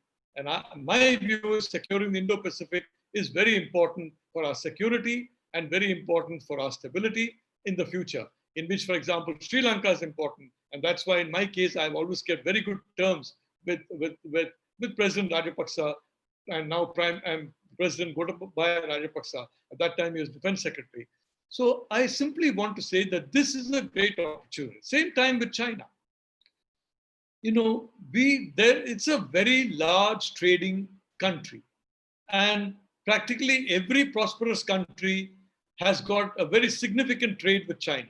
Whether it's United States, Japan, 80% is imports and only 20% is export. That is absolutely unacceptable. So, because again, I would like to say, the purpose of a security alliance is not to have a war, not to have World War III, but to avoid World War III. Frequently in touch with people in the freedom movement or whatever. So DP was someone I knew, and DP was the mastermind of the Indo-Soviet treaty. Because of that treaty, China did not enter the war with Pakistan. I would like to end by saying I regard very likely a war with Pakistan. I regard as very desirable the retaking of POK, if hopefully peacefully, but if necessary by other means from Pakistan.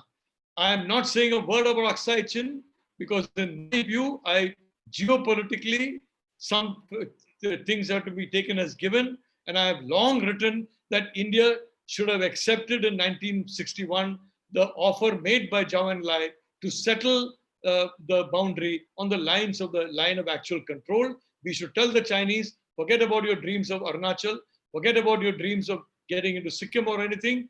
The line of actual control, the actual line of actual control, not the line after multiple Chinese incursions, is going to be the boundary, and you can take it or leave it. My own view is skillful diplomacy will ensure they take it, provided they understand that our intention is not to wage war on them, but to prevent a war that will damage us, damage the US, damage them. So I would like to say this schism between China and the United States presents a golden opportunity for us. And we need to use that opportunity with the skill and finesse shown by Deng Xiaoping and shown by, if I may say so, Nixon and Kissinger. We need to show that kind of skill and finesse. And if we do so, there's nothing that can prevent us from becoming the third superpower in about 15 years. We can become the third superpower. So having said that, I again thank you for inviting me to give a keynote address. I'm just giving you my broad strokes judgment of what the state of play in the world is like, and my broad strokes analysis as to what India needs to do to grab the historical opportunity that we have. Let me tell you, successful nations become successes by grabbing every opportunity in their way. I'm a Capricornian, so let me talk about goats. How do goats climb a mountain?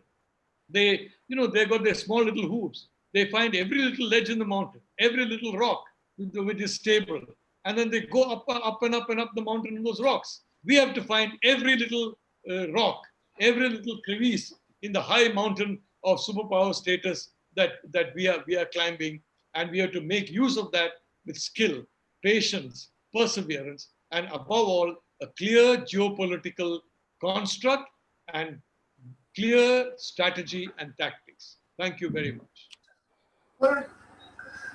Thank you, Dr. Nalpal, sir. You have very elaborately and informative information you have provided. Thank you. Your conclusion is very positive, related with the successful nation. I thank you on behalf of Shivle College, on behalf of Mumbai University. Thank you very much, sir. Now I invite for the second session Dr. Manish, the Professor Dr. Manish from Gujarat University. He will talk on India's foreign policy and emerging issues. I request Dr. Manish.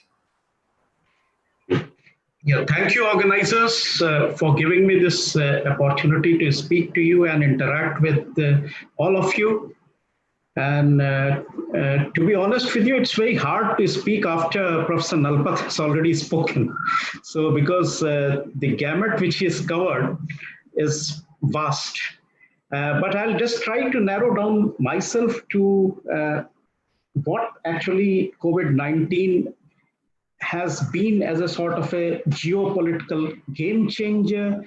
And also I'll just try to bring out what are primarily the parameters and say the energy issues which actually are brought forth by say COVID-19. What are basically the prospective trends when it comes to India's energy security? Now, when we talk of COVID-19, I think it's a major geopolitical game changer. Professor Nalpat also mentioned that it's going to be a paradigm shift, and this is very clearly coming out from what Prime Minister had spoken some time back in his speech also, but was not actually taken in that spirit at that point of time. But now we are gradually realizing that this is going to be a major game changer. I think the full economic cyclical effects are still in its infancy. But I'm sure for one thing that they are going to be gigantic. What are the possible impact of the virus when it comes to international politics? And at least I can highlight two major, say transformations, the characteristics which are likely to transform the international system in the coming months and years. The first is the weakness of the global governance. And the second major shift which I see is the shift of balance of power towards China and Asia in general. This is something which actually predates COVID-19. But nonetheless, what COVID-19 has done is it has now made is very, very important. So I'll start with the first shift, which is the weakness of our global governance. Now, if we look back around 2009, CIA had very clearly brought out in its report that if pandemic breaks somewhere, it should be somewhere in some markets in China, Southeast Asia, where people live close to livestock. And this is 2009. However, since 2009, we had witnessed n number of pandemics. WHO also gave a sort of a warnings to it. But what we lack is a sort of a coordinated global response as we had witnessed when it came to, say, financial crisis, or for that matter, even issues related to climate change. Now, for the first time, what we see is that health issues have become very, very important. And I think the type and the sort of international mobilization which was actually required, say, in this pandemic was something which was lacking. The WHO is not playing the central role. It should have ideally played in COVID-19. And it's precisely because the great power competition, the rivalries between the US, China, Russia, have turned out to be one of the dominant factors when it comes to global governance and international organizations as well. You can see that politics coming. Beijing's policies of opacity has greatly contributed to the spread of this pandemic. And I think this is now coming out very clearly. Whether it's a natural virus or it's a lab-based virus is something which I think will never come out with the type of Beijing's policies of opacity. But one thing is clear, that there has been a lack of coordinated response in dealing with the pandemic. And I think international organizations like World Health Organization needs to be blamed. The second shift, which I also mentioned, was a shift of balance of power towards China. And I think this is also equally important, though it predates COVID. But I think what COVID has done is a sort of a reaffirmation of the type of balance of power which is likely to evolve. Now, we all know that in international relations, the distribution of power is measured through the combination of domestic, economic, military assets, and international alignments, and so on and so forth. But with COVID, what the world has, and also China has witnessed, is the vulnerabilities of the Western world to deal with the pandemic of this nature. Now, obviously, the US economy is also going to be a major hit from the pandemic. China will also be hard hit. So will many of the European countries like Spain, Italy. Iran is going to be hit to an extent. But what is very clearly coming out of this pandemic is that China has very, very clearly understood the vulnerabilities of the Western and the European world. China is watching this. If you go into some of the Chinese old dictums, China has always believed that hide your strength, bide your time. So this is what China is actually very, very clearly coming out. And I think China is going to be now central to, say, the Asian balance of power. And it's likely to be a challenge for countries like ours to deal with it. One option possibly is, which Professor Nalpat also mentioned, is the Indo-Pacific theater. But I'll not go into much into it. But flowing from the COVID crisis, one of the major notable sectors which were basically affected was the energy realm. And why I say this, because it's actually the energy which actually can reshape the interactions between various actors across several levels in the region, with a sort of a ripple effect for geopolitics more generally. Over the past few years, Asia's energy future has been driven by a series of broader long-term goals.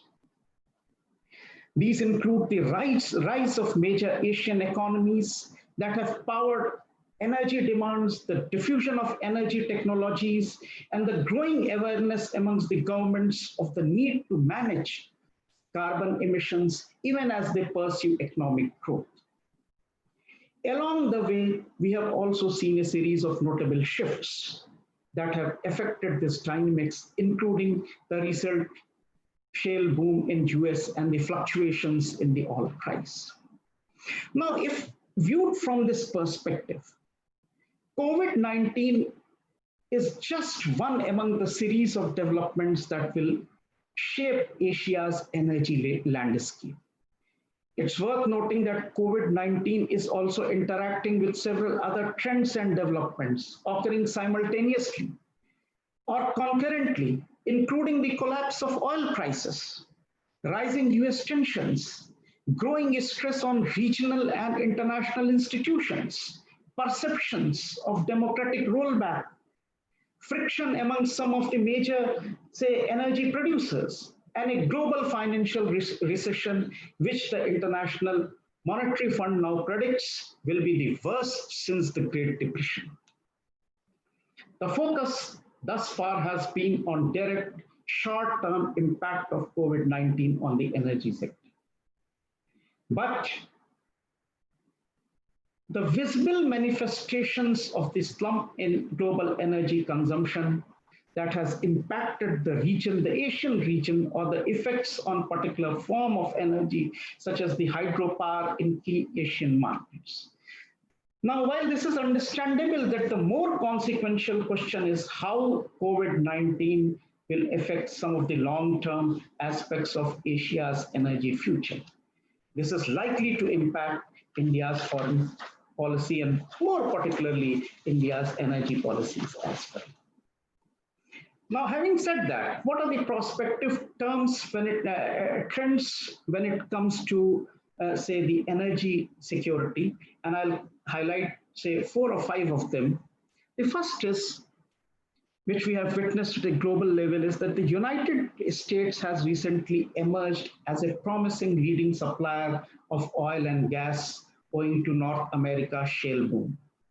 The previously untenable, unconventional say shale gas and oil reserves can now be tapped as a result of globalized market. This globalized market is marked by the presence of increased infrastructural and trade links between the previously isolated regional markets and gas markets, as well as rapidly growing international trade of natural resources. The second is the COVID outbreak will also have long-term consequences for Middle East, with a combination of chaos in the oil markets and strains on the economy of the region. Now, global oil markets, which are likely to be hard hit, will also constrain the national budgets of most of the Middle Eastern countries, which they support. with the OPEC proposal to cut production of 1.5 million barrels per day, and no major producer wanting to be the first to cut the production, Russia and Saudi Arabia have entered into a sort of a full-scale price war. As the GDP of these countries will be directly affected, these challenges are likely to persist for years to come. Thus, such disruptions have deviated from the normalcy of oil markets and will prove to be a sort of a geoeconomic fallout for the Middle East. The third point, which I also wanted to highlight, was that the pandemic is all set to adversely affect the geopolitics of Russia. Being rich in resources, the country's economy is heavily reliant on export of oil and natural gas. Several developed as well as developing countries across the globe rely on Russia for its energy markets. Germany, Italy, Turkey, China, India, I mean, just to name few. The strong command over the export of energy has progressed into Russia, using it as its diplomatic tool when engaging with other players. Russia has often been perceived as promoting an unreformed geopolitical and realistic approach, seeking to enhance its influence and power through other countries, energy dependence on Russia. So I think the energy market slump to be created by the outbreak is also likely to deepen the challenge being faced by the Russian state. The fourth major challenge is climate as well as energy are two leading global concerns today and have come to be seen as an interlinked discourse in the recent times. The relationship between the two policy areas emanates from the fact that energy accounts for 60% of the emissions globally, and thus tackling emissions from energy is very essential for climate change. Essential for climate change mitigation and adaptation. Now, several global climate and energy experts indicate a sort of a metamorphosis of energy sector in the post-COVID-19 realm. The fifth point which I would also like to highlight is that the coronavirus pandemic is expected to accelerate the shift from expenditure on fossil fuel towards investment in renewable energy. A struggling oil and gas industry will lead to sort of fewer jobs in that field, while changes in commuting, air travel, and manufacturing may encourage businesses and governments to reconsider air pollution and traffic congestion problems. So I think these are some of the prospective trends which we see when we debate the energy security. Now, what should India be doing on the domestic front when it comes to energy issues? While India should, to my understanding, prioritize health and economic recovery in the aftermath of COVID, there is also an opportunity now to move towards the clean energy as part of coping strategies and support measures that examines India's energy security policies. Though it is still yet uncertain as to how long the pandemic will last, most of the reports anticipate that an increased focus on economic recovery once it is under control, which includes addressing the concern of energy sector. Now, the period post-COVID will give Government of India a sort of a chance to reset its energy policies and increase its focus on what is primarily called the clean energy. One of the very recently released report, this was with the title Mapping India's Energy Subsidy 2020 Fossil Fuel, which has been prepared by two major think tanks working on environmental issues, the International Institute of Sustainable Development and the Council on Energy, Environment and Water. They have very clearly brought out this fact that, and I'll just quote from the report itself, it's highlighted that though the overall support for fossil fuel has been decreasing, there is still a significant gap between usage of fossil renewable energy, with the latter left to cover a lot more ground to match up to the fossil fuel usage. I think this is one of the key reports, and I think it's a very prescriptive report in the sense that government can move towards, move its focus more towards clean energy, while acknowledging the impacts of the pandemics, that they are going to be significant and prolonged. I think the three key implications for public resources and energy transition in India in the post-pandemic recovery phase would be a crash of world oil prices can free up revenue to help tackle the crisis by temporarily eliminating petroleum product subsidies and enabling high tax rates. Secondly, increasing demand to support energy producers.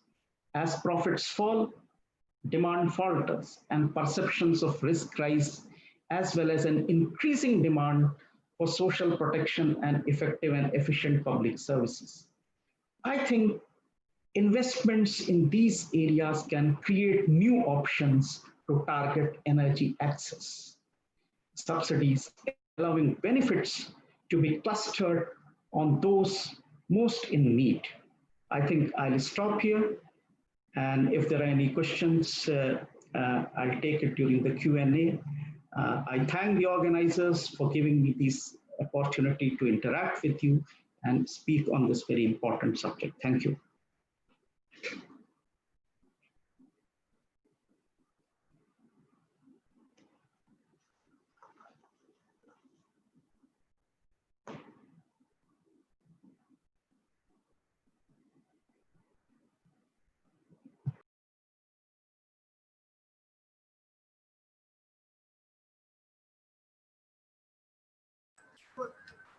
Hello.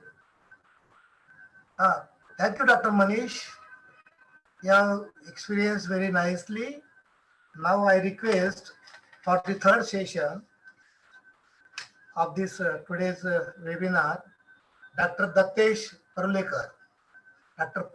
Dattesh Parulekar.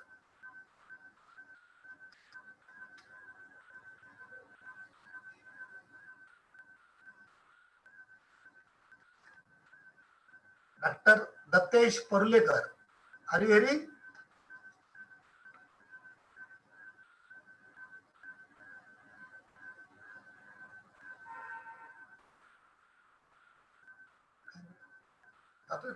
Live. Huh?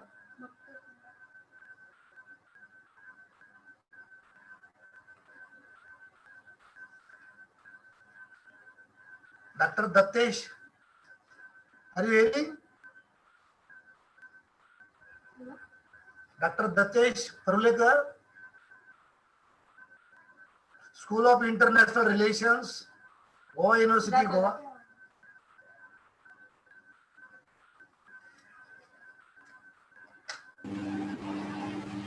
Hello. Hello, you can hear me? Dr. Dattesh? Yes, am I audible? Yes. Okay, so thank you very much. It's indeed a pleasure to be part of this very esteemed panel.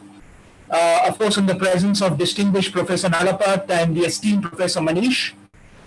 So I will get straight to my point, since I have about 20 minutes, and talk about the India-US relationship and how I see the contours of this narrative shaping in the post-COVID era. Before that, I'll take you back to a certain hypothesis which has prevailed in the India-US relationship narrative over the last 20 years. There has been a belief that the India-US relationship has essentially been hostage to certain events and certain big ticket episodes in time which seem to define the relationship. And in between these episodes, there is a lot of falling between the stools where the relationship seems to lose steam. If you look at the last 20 years, it's very interesting to note that every 5 years, we have seen a significant big ticket episode happening.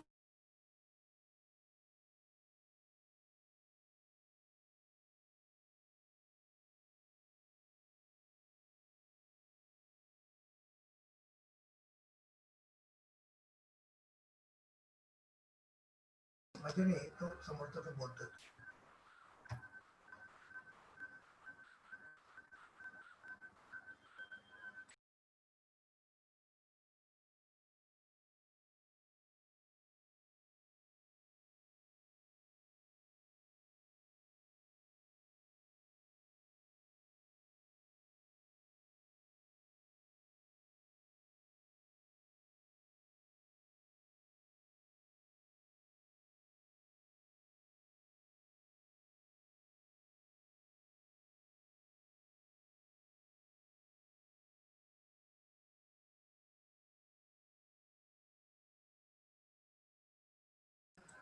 काहीतरी बोला मग काय झालं?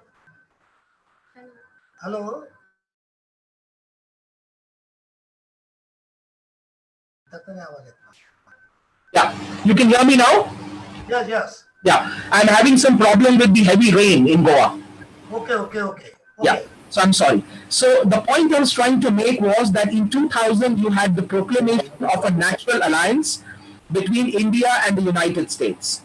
In 2005, we had another important episode, which was the signing of the Indo-US bilateral defense framework agreement, which has put our strategic dialogue on defense and security matters onto a whole new different plane altogether in 2005. In 2010, we had the initiation, again historic, of the strategic dialogue between India and the United States.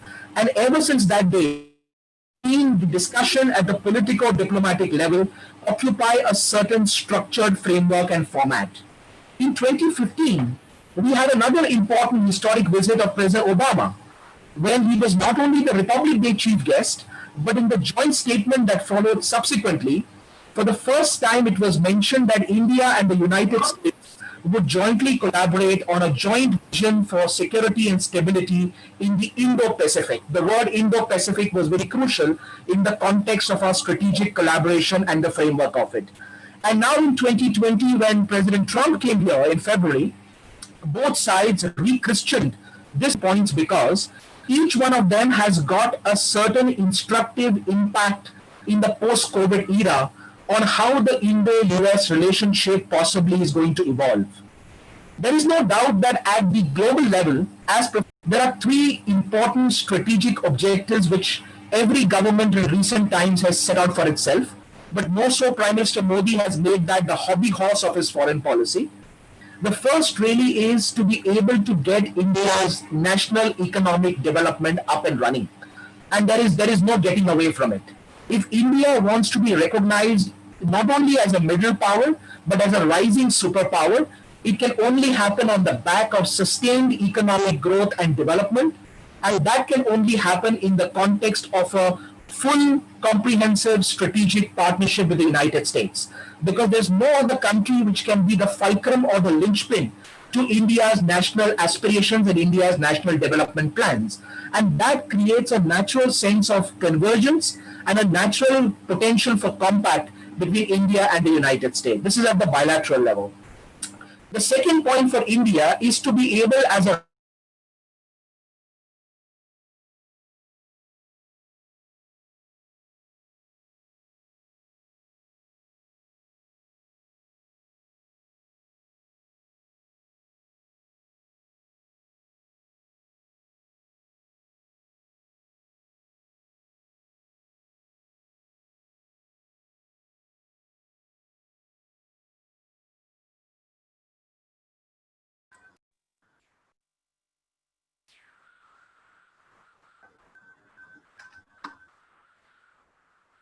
मला ते कधी mute करता येईल तर कधी unmute. तुझा आवाज नाही यायला पाहिजे ना.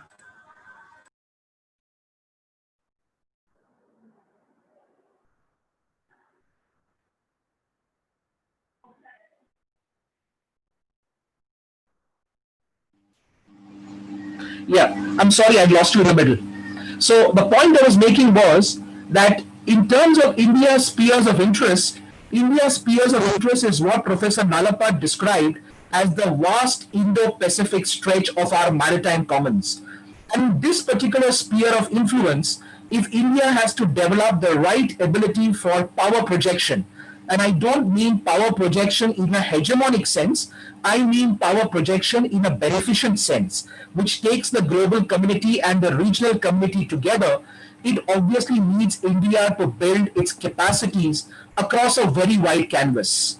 And in this capacity building, again, a strategic partner who can really help us do the heavy lifting in terms of raising our capacity both nationally and internationally and regionally is the United States. But the third most important aspect where the India-US relationship is going to be important post-COVID is going to be in terms of integrating India within the global governance architecture. I was just making the point before I lost connection briefly, which is that India is right now in a unique space on the strategic landscape. For the last 5 or 6 years, as a result of visible foreign policy of Prime Minister Modi, India is being courted and coveted by every power that be, the big powers, middle powers, the regional powers, etc. And India has been showing a certain dexterity, a certain skill in the way in which it conducts its foreign policy through what is called as multi-alignment. Now, why am I saying this? Because this becomes particularly instructive in the context of India and the United States, because right now, as Professor Malapat hinted, there are two major strategic axes which are emerging within Asia and globally. One is really the Russia-China axis, which remains largely a Eurasian axis, but definitely has very significant maritime import as well. And then you have the other axis, which is essentially the trilateral axis between India, United States, and Japan. In fact, there are two important strategic formulations in the world today, which are trilateral in nature. One is called the J, which is Japan, America, India, and the other is the RIC, which is the RIC, that is Russia, India, and China. What do you find unique in this? There is one letter which is unique in both these strategic axes, and that is the I, which clearly tells you that India's opportunity and India's challenge is going to be this. How do you develop full, comprehensive, fully mutually beneficent relations with these big powers and yet try and prove to be some kind of a balancer, some kind of a bridge between these two axes? Because at the end of the day, if strategic stability is required, it obviously has to come in terms of maintaining a certain equilibrium.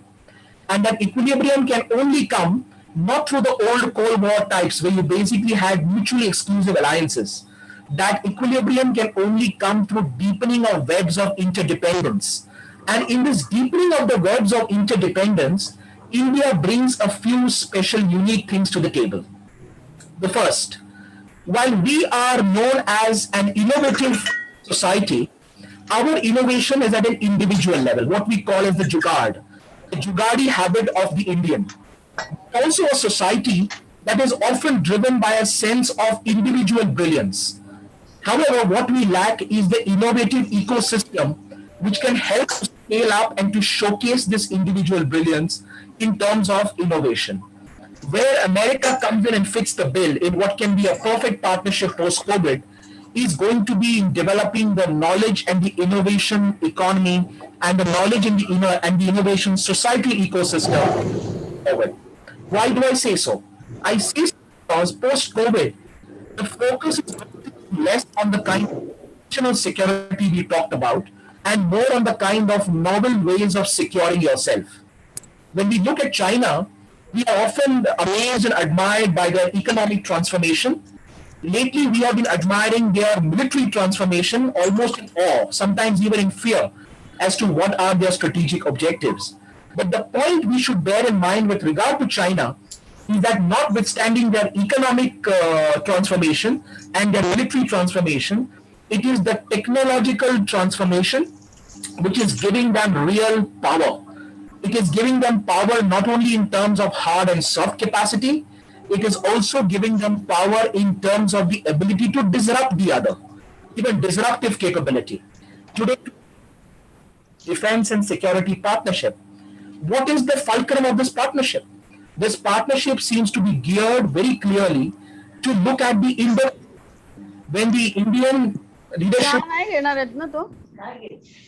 buy into the Indo-Pacific notion as a part of the command got renamed as the Indo-Pacific Command, it was extremely sterling. And why was it so? Because Americans were now acknowledging that for them, the Pacific was not the Western Pacific, but the Pacific was part of a conjoined theater with the Indian Ocean.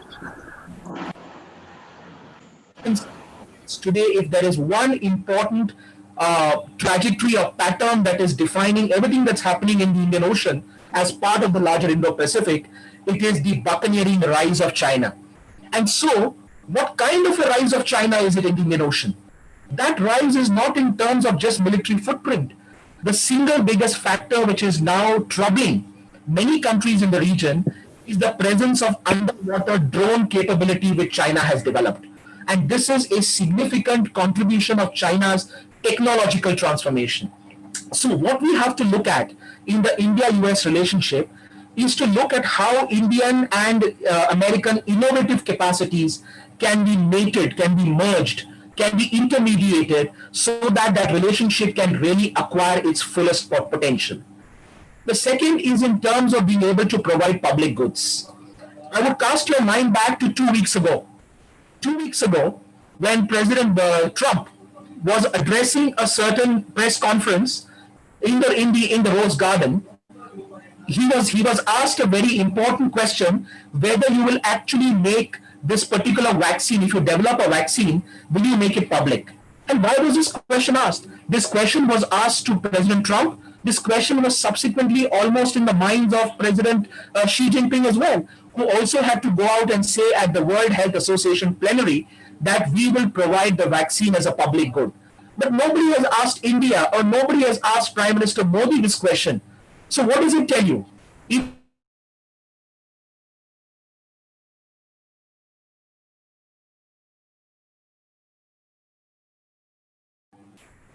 The two important economic powers, they have a certain trust deficit in the world. They lack a certain trust in the world. And this moral deficit, despite of being great powers, is something that they have to deal with. That is where India brings its uniqueness as an exemplary democracy. India brings its uniqueness as being widely accepted. India brings its uniqueness in terms of being part of consensus building. It is increasingly today India in the global commons is today part of global solution making than in terms of global problem creating. And why do I say this? I say this because the United States over the last 4 years, unfortunately, has been seen in potential strategic retreat from every major liberal institutional architectural agreement that was really an American creation. America is now seen as retreating or walking back from it at a time when they actually should be occupying the space and not creating a strategic vacuum for China to occupy. In this context, an India-US relationship post-COVID can help to bring the United States back in partnership with India and with partnership with many other countries, the likes of Japan, for instance. And I see a very interesting parallel here because in the last 20 years, from India's point of view, the two relationships that have grown on the dial have been our relationship with Washington and our relationship with Tokyo. And there are 2 or 3 very important facets. The India-US relationship enjoys bipartisan consensus. Regardless of whoever is in power in Delhi or whichever party is in the White House, the relationship has continued to grow over the last 20 years. And that is something that is a matter of great positivity in the relationship. Also, as I mentioned, the relationship moved from just being a natural alliance to being a strategic partnership and a strategic dialogue to today being a global comprehensive strategic partnership. You see something very similar in our relationship with Tokyo.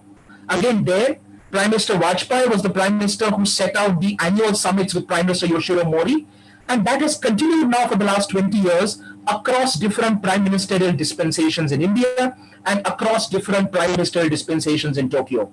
So much so that even the relationship between India and Japan has moved from just being a kind of mating partnership to today being the global strategic privileged partnership.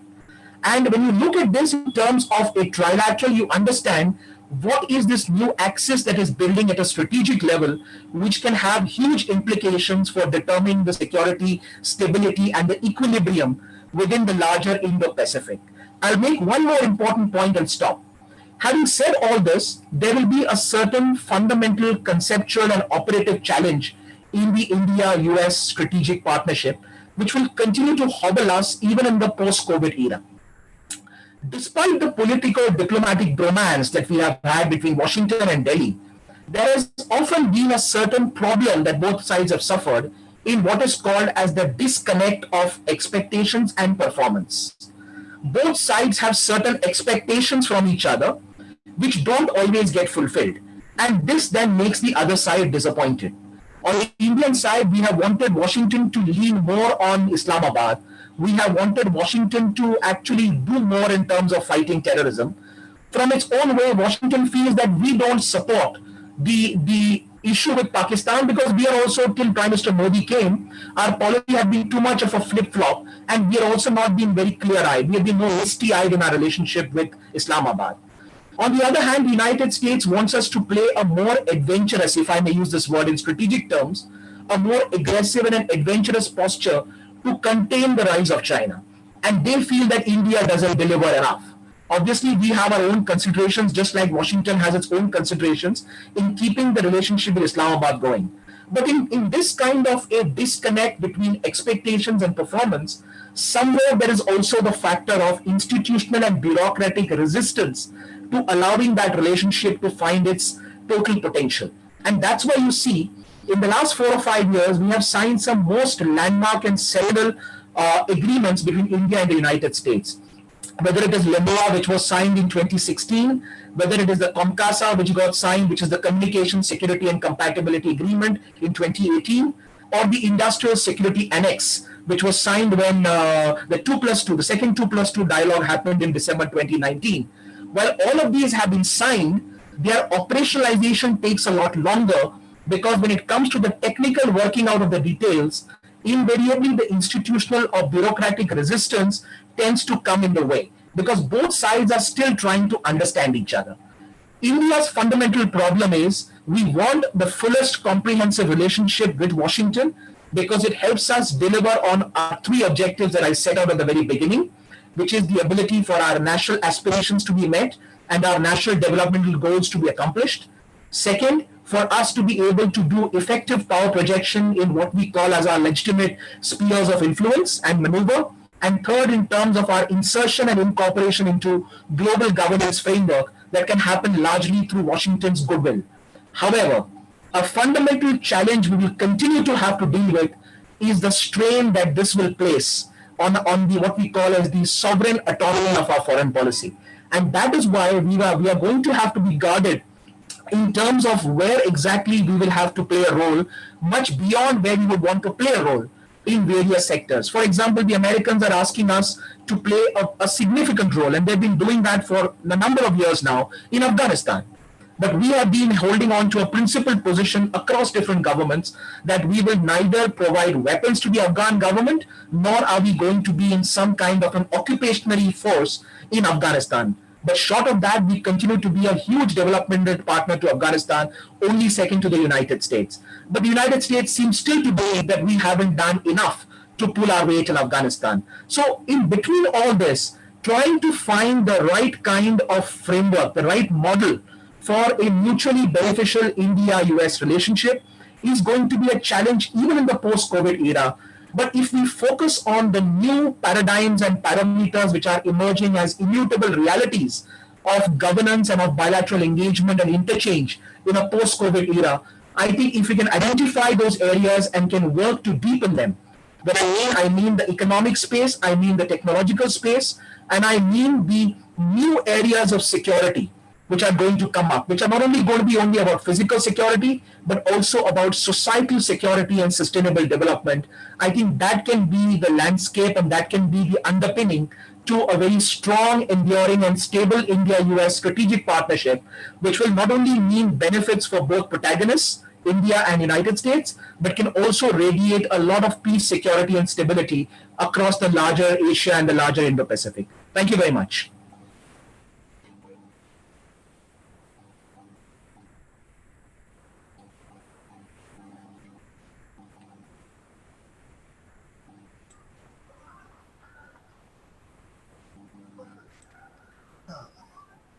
Thank you, Dr.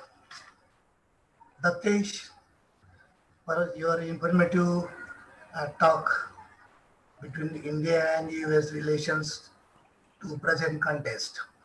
Now, sorry to say that Dr. Uddhav from Nepal is not connecting yet to us. Then we will discuss here some issues. I just raised some issues related with non-aligned movement.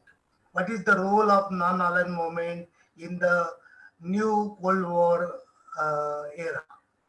And second one is, as our honorable has declared the Atmanirbhar, self-reliant policy, that policy, how it affect on the economic relationship with other countries. How, again, cultural relation with our neighbor countries like Nepal, Bangladesh, Myanmar, states also. Sir, Madhav, Nalpat sir, are you hearing? Datesh, are you hearing? Yes, I can hear you. I can hear you, yeah. Yes, yes, yes. Anybody What can will be the role of non-aligned movements? if, Yeah.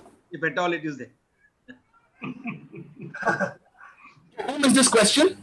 Non-aligned movements role, as Common question. our Prime Minister mentioned in his speech.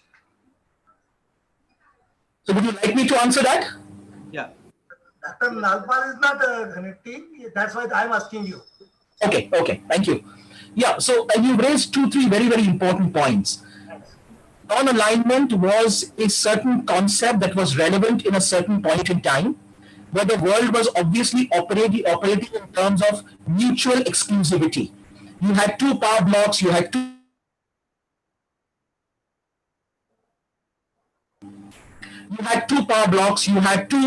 spheres of influence that hardly interacted with each other. The world today is far different from that. This is a world today that even amidst intensification of Cold Wars like situation is not see a kind of a creation of two mutually exclusive power blocks.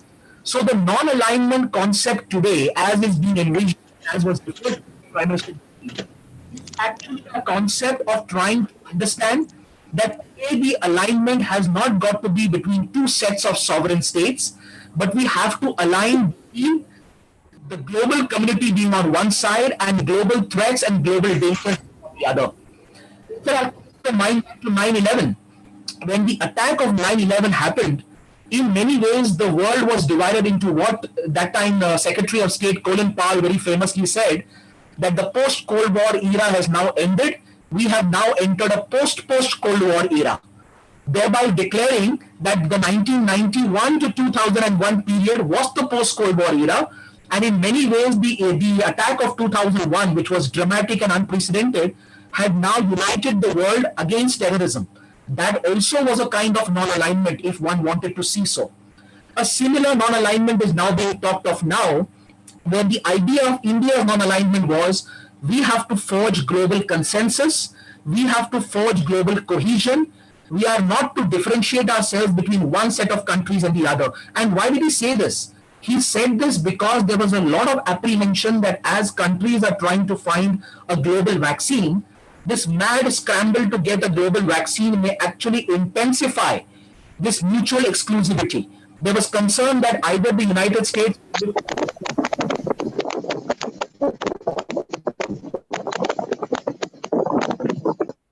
vaccine. So that was the context in which Prime Minister Modi was talking about non-alignment, because if anything, non-alignment today means multi-alignment and pluri-alignment, where everybody is aligned to everybody in a manner in which webs of interdependence are created. May I also point out that India has, by its own experience and by its own practice, over the last 5 or 6 years in particular, been a good exponent at what we call as multi-alignment. Because while many countries are struggling to manage a relationship between two juxtaposing entities, we are able to maintain a good relationship with Washington and yet keep our defense relationship with Moscow going, as you saw on the S-400. And the Americans were upset, but they have somehow allowed us to get past it. We have similarly managed to maintain a good relationship and equibalence or an equipoise between Beijing and Tokyo when it's difficult for many countries to do so. And similarly in the Middle East, we have managed to maintain some degree of equanimity between rival parties, be it Israel, be it Saudi Arabia, or be it Iran. So non-alignment in that context would mean multi-alignment, but it would also mean globally coming together on one side of all countries to fight pandemics, to find global threats, and not to get divided amongst ourselves and to allow such threats to be able to overwhelm us. That would be the explanation of non-alignment as far as I'm concerned.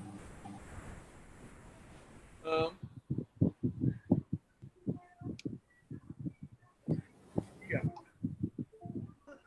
You know, Sir.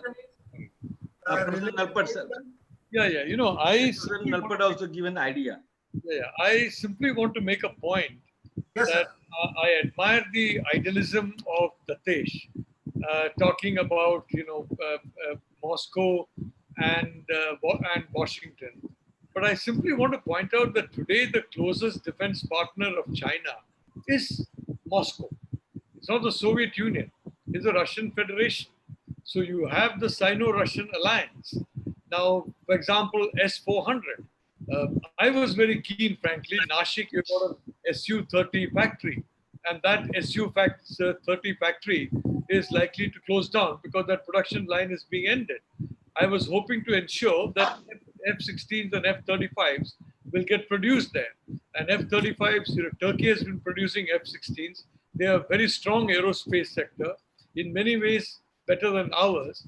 And I was hoping to have that facility transferred to Nashik. But we have also gone in for S-400. So that's not possible. So I want to remind our friends here that apart from the fact that the Sino-Russian alliance is now effective life, and to make you dependent on your on the best friend of a prospective threat, your security, I'm not sure.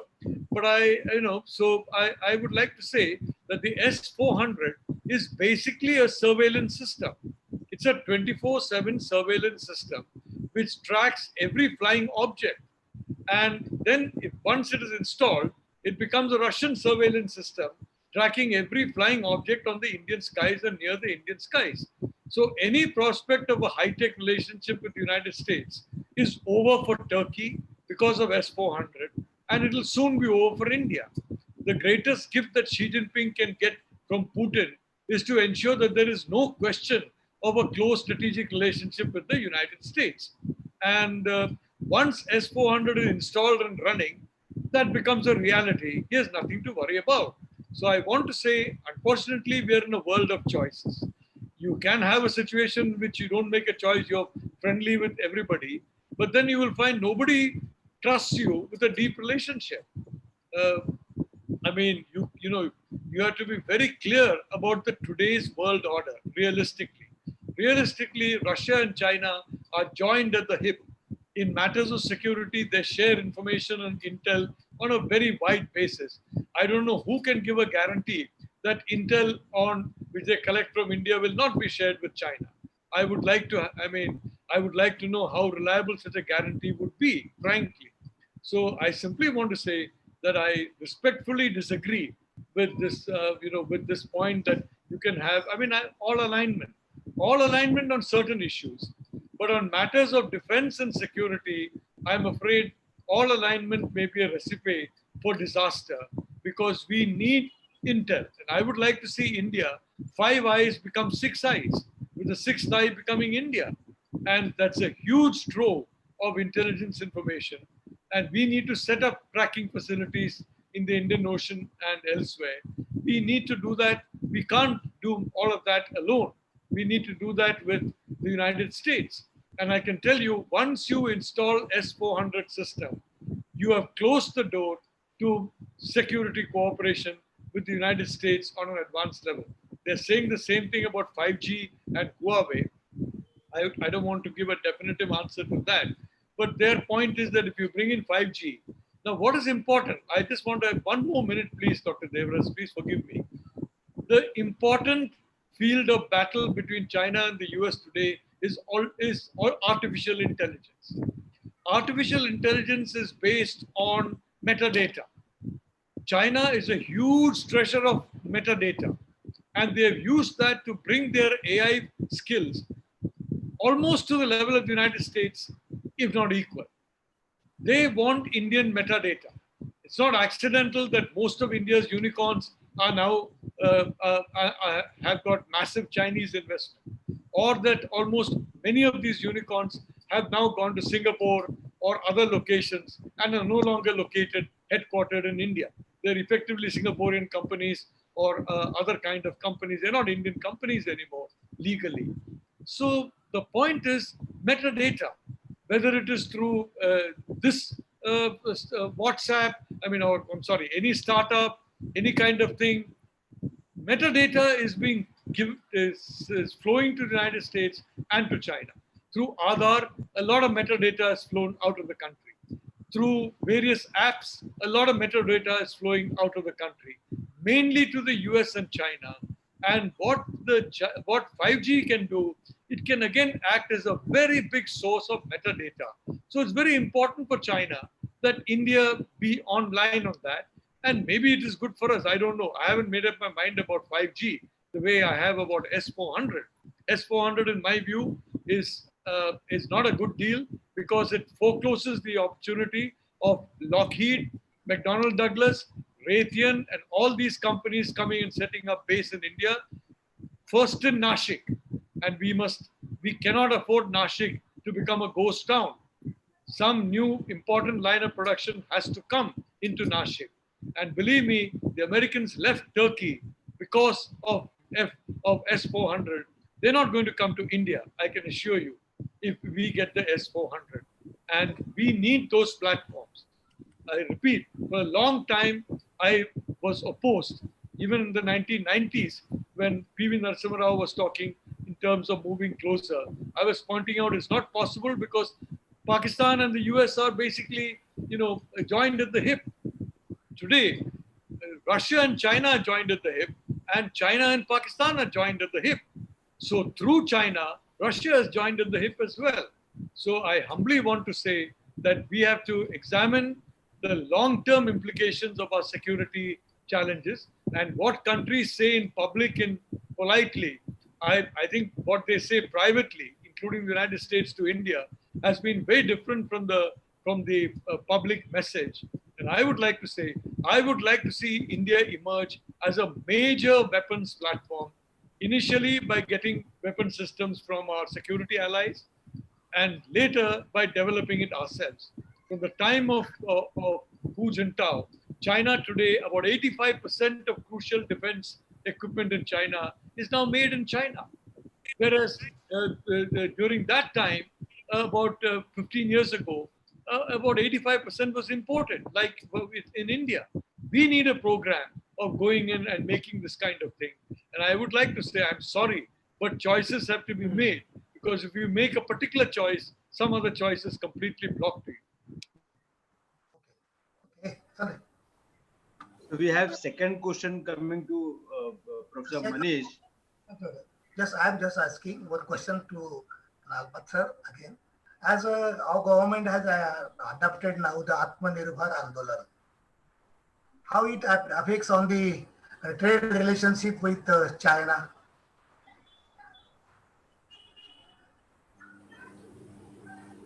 Self-reliant movement or policy adopted by Indian government, how it affects on the relationship, trade relationship with China and India?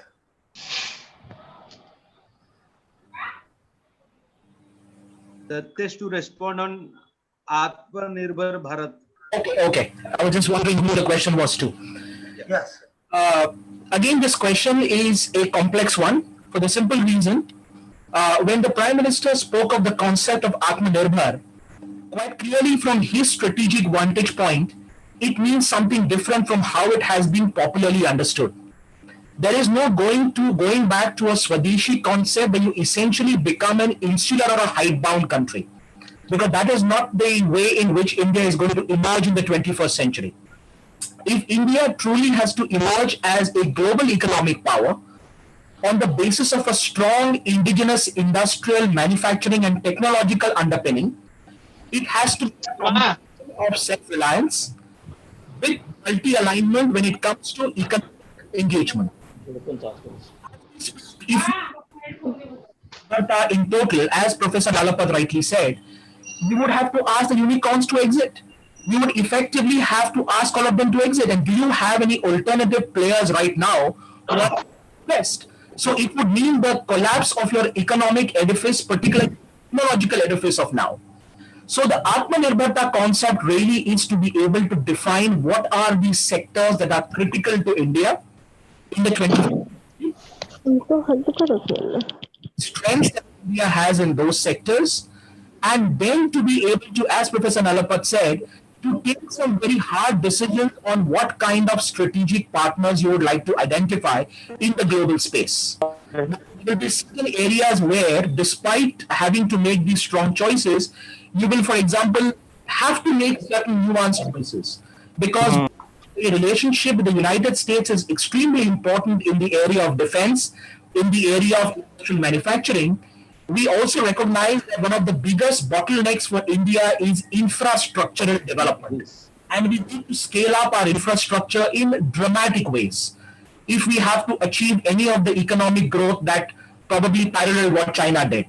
And today, who is that country, or which is that country which is leading the march for new age infrastructure?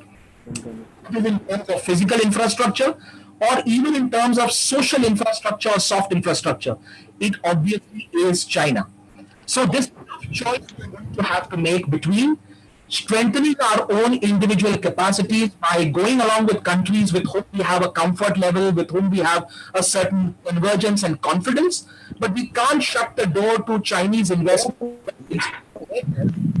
Despite the laden model that China seems to perpetuate, there are advantages also for a country like India, which has consumption potential for infrastructural investable surpluses. This is precisely why we were one of the founding members of the Asian Infrastructure Investment Bank, because that was one of the out of India significant money to be able to do infrastructure. So we have to look at Atmanirbharta in a hybrid concept. Strengthen India, but strengthen India by engagements and not by walling yourself out from the world. Okay, sir. Okay, last question with you, Dr. Datesh. The day before, yesterday or 3 or 4 days before, US Congress has passed the resolution related with Tibet autonomy. Tibet autonomy. How is that? Respond.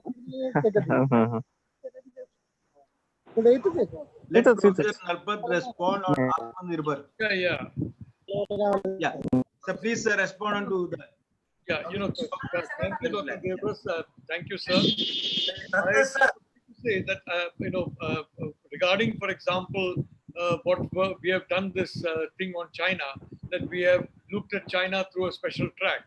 But what we have said is any country with land borders with India, personally, nobody can hide the fact that relates to China. Every television channel, every briefing which came in the media referred only to China. Nobody talked about Bhutan. Nobody talked about Sri Lanka. Nobody talked about Bangladesh. Nobody talked about Nepal. So I think, number one, if we had to do this, we could do it openly. And secondly, it is completely impractical. You have got today through the route of participatory notes and other ways, you can channel your money through all kinds of routes, and you don't know what money it is. The dollars that come to India, or the euros that come to India, or other, we don't know where it comes from, because you cannot track it. So to say that you're blocking Chinese investment means you're blocking open Chinese investment. I would rather have open Chinese investment than Chinese investment coming in. I simply want to say in the modern world, we have to take steps to reflect modern realities. And secondly, I quite agree. I don't think it's a good idea to block any such thing. Thirdly, I very firmly believe Prime Minister Modi needs to ensure that just as he's taken substantial control of foreign policy, he needs to take substantial control of economic policy also. Because economic policy has got to change, and it has got to be a policy that promotes growth. We have not seen that, frankly, for some years now. And I'm waiting for Prime Minister Modi to assert himself in the economic sphere as he has so brilliantly done in the foreign policy sphere. Yes. Last question to Dattesh, Dr. Dattesh. Yesterday in US Congress passed one resolution related with Tibet autonomy. How you see to that issue? I couldn't hear you exactly. What were you saying? The voice is cracking.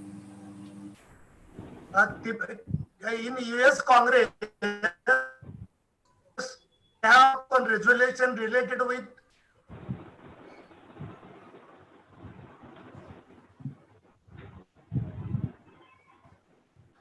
United demand autonomy.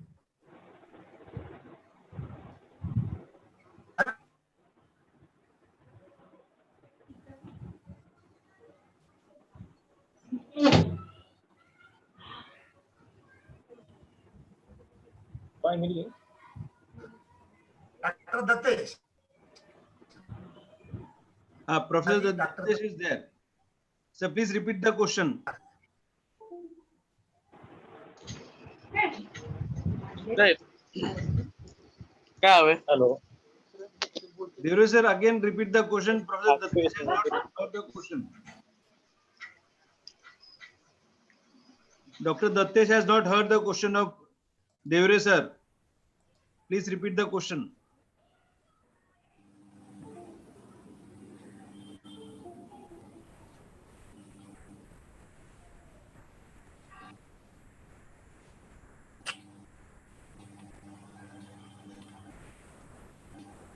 Hello, sir. I want to ask one question. Hello. Yeah, go ahead. What will be the possible alliance in the health and medicine sector? Yeah. So as you have seen, the most important element that has emerged in the post-COVID has obviously been the immediate pharma convergence that we have seen in terms of developing a vaccine. Now, that is not something that is necessarily very new, because this kind of strategic cooperation has been going on now for a number of years. It is in fact part of one of the pillars that we identified back in 2010 when we put in place a strategic dialogue where we identified societal sustainable development, including healthcare, as being one of the areas. But the point that needs to be noted, work on a vaccine and try and show how we can collaborate, we effectively also have to look at the larger aspect of China's stranglehold of these APIs, as a result of which a large part of the medical industry, in terms of being able to develop vaccines, is today automatically getting controlled by Beijing. Moving supply chains and logistical supply chains out of there, it's not going to happen overnight, because China also holds certain options up its sleeve, but real collaborative thinking on those lines. Just as, for example, Britain has talked about a 10-country grouping to look at 5G from a different perspective. I think we will have to look also at issues of health diplomacy, because clearly in the light of COVID, the whole issue of vaccine development, of medicines, of an antiviral system, which is to be promoted in the G20, it has become really a provisioning of public good. And this is something where both India and the United States, given that we are natural allies, given that we are democracies, we are innovative societies, this is just the right spot and the right sweet spot for us to be engaging in some kind of strong development on the healthcare sector. But more than that, there's another factor I want to draw your attention to, and that is to how technology is also going to reshape the post-COVID era in terms of health diplomacy. Everyone's talking about the manner in which China was able to respond to the COVID crisis. And one of the most underrated aspects of China is the ability of them to develop health-based technological apps, which was able to provide them some of the most efficient contact tracing. We're talking of Arogya Setu right now. But the ability of China also to be able to steal a march, as Professor Nalapat was talking about it, to do so in a manner in which, even in the field of technical digitalization of health apps, this is something where India and the United States need to put their minds together and need to work on it, so that the next, as they call the metadata, which China essentially is a treasure trove of, you don't want essentially grounds to also become a part of Chinese policy.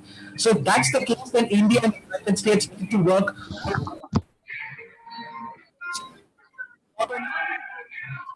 for diplomacy. Thank you, sir.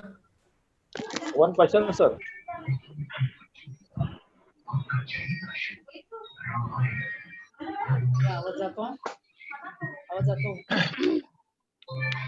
Namaskar. Can I ask one question to Dr. Dattesh? Liaquat sir, Waq sir. Yes, go ahead, sir. Go ahead. Thank you. Dr. Dattesh, your analysis was very relevant and to the point. I want to understand the future of SARC in all this situation, in the post-COVID situation. What is the future of SARC now? Dr. Parulekar, Dattesh Parulekar. It's a question because how do you see SARC? If a geographic... Hello, you can hear me?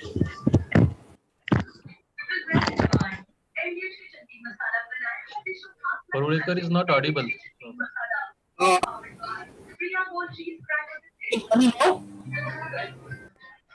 Somebody's mic is on and sound is coming unnecessarily. There is a huge rainfall in Goa right now. Okay. And the depression is being is created in Goa. So there's a problem. Okay, Madhav Nalpanji can answer this question. Yes, that will be much better. Yeah. Nalpat sir. Thank you, Liaquat. I would only like to say that in my view, SARC is a non-starter, because you have a country in SARC that is determined to sabotage SARC. So the entire dynamic means protecting SARC from that particular country. So my own view is that we need to have a SARC minus a country that is intent on sabotaging it. And I think we can expand it to include Myanmar. We can expand it to include Afghanistan very closely, but exclude Pakistan. Because SARC with Pakistan, frankly, makes no sense. Any discussion with Pakistan has got to be bilateral. It cannot also be through a SARC. It cannot be multilateral in any way, including through SARC. And I would like to say that, we are very friendly people. So we get into these alliances. For example, we have an alliance with Japan, with Brazil and Germany for the Security Council seat. Now, if we were alone, our chance would be much higher, because Brazil has got a huge amount of enmity from big countries in Latin America. They don't want Brazil. First of all, it's Portuguese speaking, it's not Spanish speaking. And Argentina, Chile, it's not only smaller countries, they don't want Brazil. Chinese will never accept Japan as a Security Council permanent member. Never. Unless something fundamental happens, they won't accept it. And Germany, you've already got two European powers. You have Russia, which is de facto a European power. You have America, where the majority population is of European descent. So you already have, 4 out of 5 are European or majority European descent, or European descent, like Russia. So why one more European power? Frankly, you need some power from Asia, from Latin America, from Africa. Why only Europe? So I don't think Germany, frankly, deserves that from the point of view of overrepresentation of Europe. I think we should go alone. And if we go alone, I believe we have a good chance. This perception that if we company is always better is okay for a small country. But sir, we are not a small country. We are a future superpower. We have always been an important country, right from the beginning. So I would say that both SARC, as presently constituted, and this group of 4 countries for a Security Council seat, either 4 or none. Well, they're certain to get none. But if it is 1, then just India, every country in these 4 says we will try ourselves, and let each of us try. I'm very certain we'll be to get. China will never allow India to enter Security Council. I can tell you, China needs India in various ways. Believe me. So it is not that it will never allow. As Datish also has said, China needs India for better labor. China needs India as a market. China needs India to, in case there is kinetic situation over the Taiwan Straits, they'll be very nervous about India intervening. So I can tell you that there are circumstances in which we can come to an agreement with China on the Security Council. But the Japanese, it's something fundamental in the Chinese psyche after what happened in the 1930s. So, sir, with all the thing, I think there are possibilities of China agreeing to India, but certainly none of them agreeing to Japan. I would only say we have the strongest case. We are the 2nd largest country in the world. We are the biggest democracy. We have a stronger case than any of these 3 countries. So we should go alone in that. And SARC, the sooner we form a grouping, including Myanmar and Afghanistan, but minus Pakistan, in my view, sir, the better. Sir, with this note, we were actually supposed to finish up by 1 o'clock. We are running after 30 minutes more. And we were really thankful that you had been there, Datish, in spite of heavy rain in Goa, the depressions and a lot of problems in Goa. Still, Datish was with us. Professor Manish also was with us. So with this, we had thought and we had brought some ideas on strategizing foreign policy. Like we are one of the participants, we are involved in the foreign policy, and we also would like to have a win-win position. So with this small note, I now request Dr. S.M. Wagh to kindly give a vote of thanks for this session. Please, Dr. S.M. Wagh.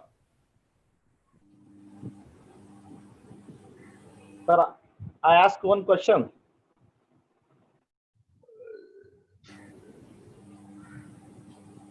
Dr. S.M. Wagh, please. Hello. Wagh, sir. Wagh, sir. Sir, I ask one question. No, we are actually running out of time. We were supposed to finish by 1. It is almost 1:30. Tomorrow we will again begin by 10:30. Yeah. Okay, now I continue. Yeah. Friends, to end the session, now I request Vice Principal Dr. Geeta Vishe Madam to give vote of thanks. Dr. Geeta Vishe Madam. Very nice session, sir. Namaste, I am Geeta Vishe. The world has come to an abrupt standstill due to novel coronavirus named as COVID-19. Very advanced countries seem to be helpless. Presently, everyone is in dilemmas whether the virus is laboratory made or just a natural disaster.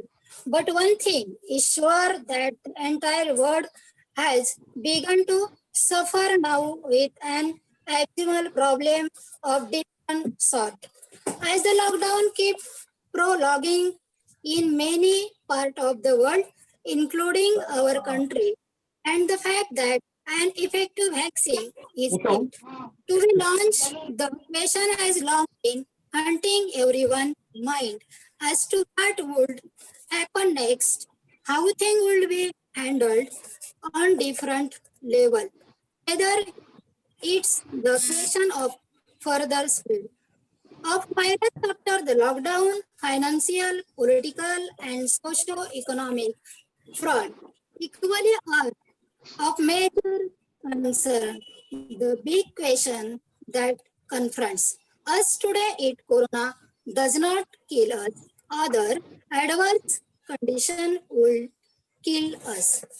With this view of enlightening all those with this curiosity, this today webinar has been a great help to understand the situation, which would definitely help guiding us in a long way to come to pave our way through all adversities. Rising out of post-COVID-19 era, on behalf of all the participants, I offer my sincere thanks to esteemed University, Department of Political Science, and our college. My first thank Chairman Janaseva Shikshan Mandal Pawar Sahib. My sincere thank to distinguished guest speaker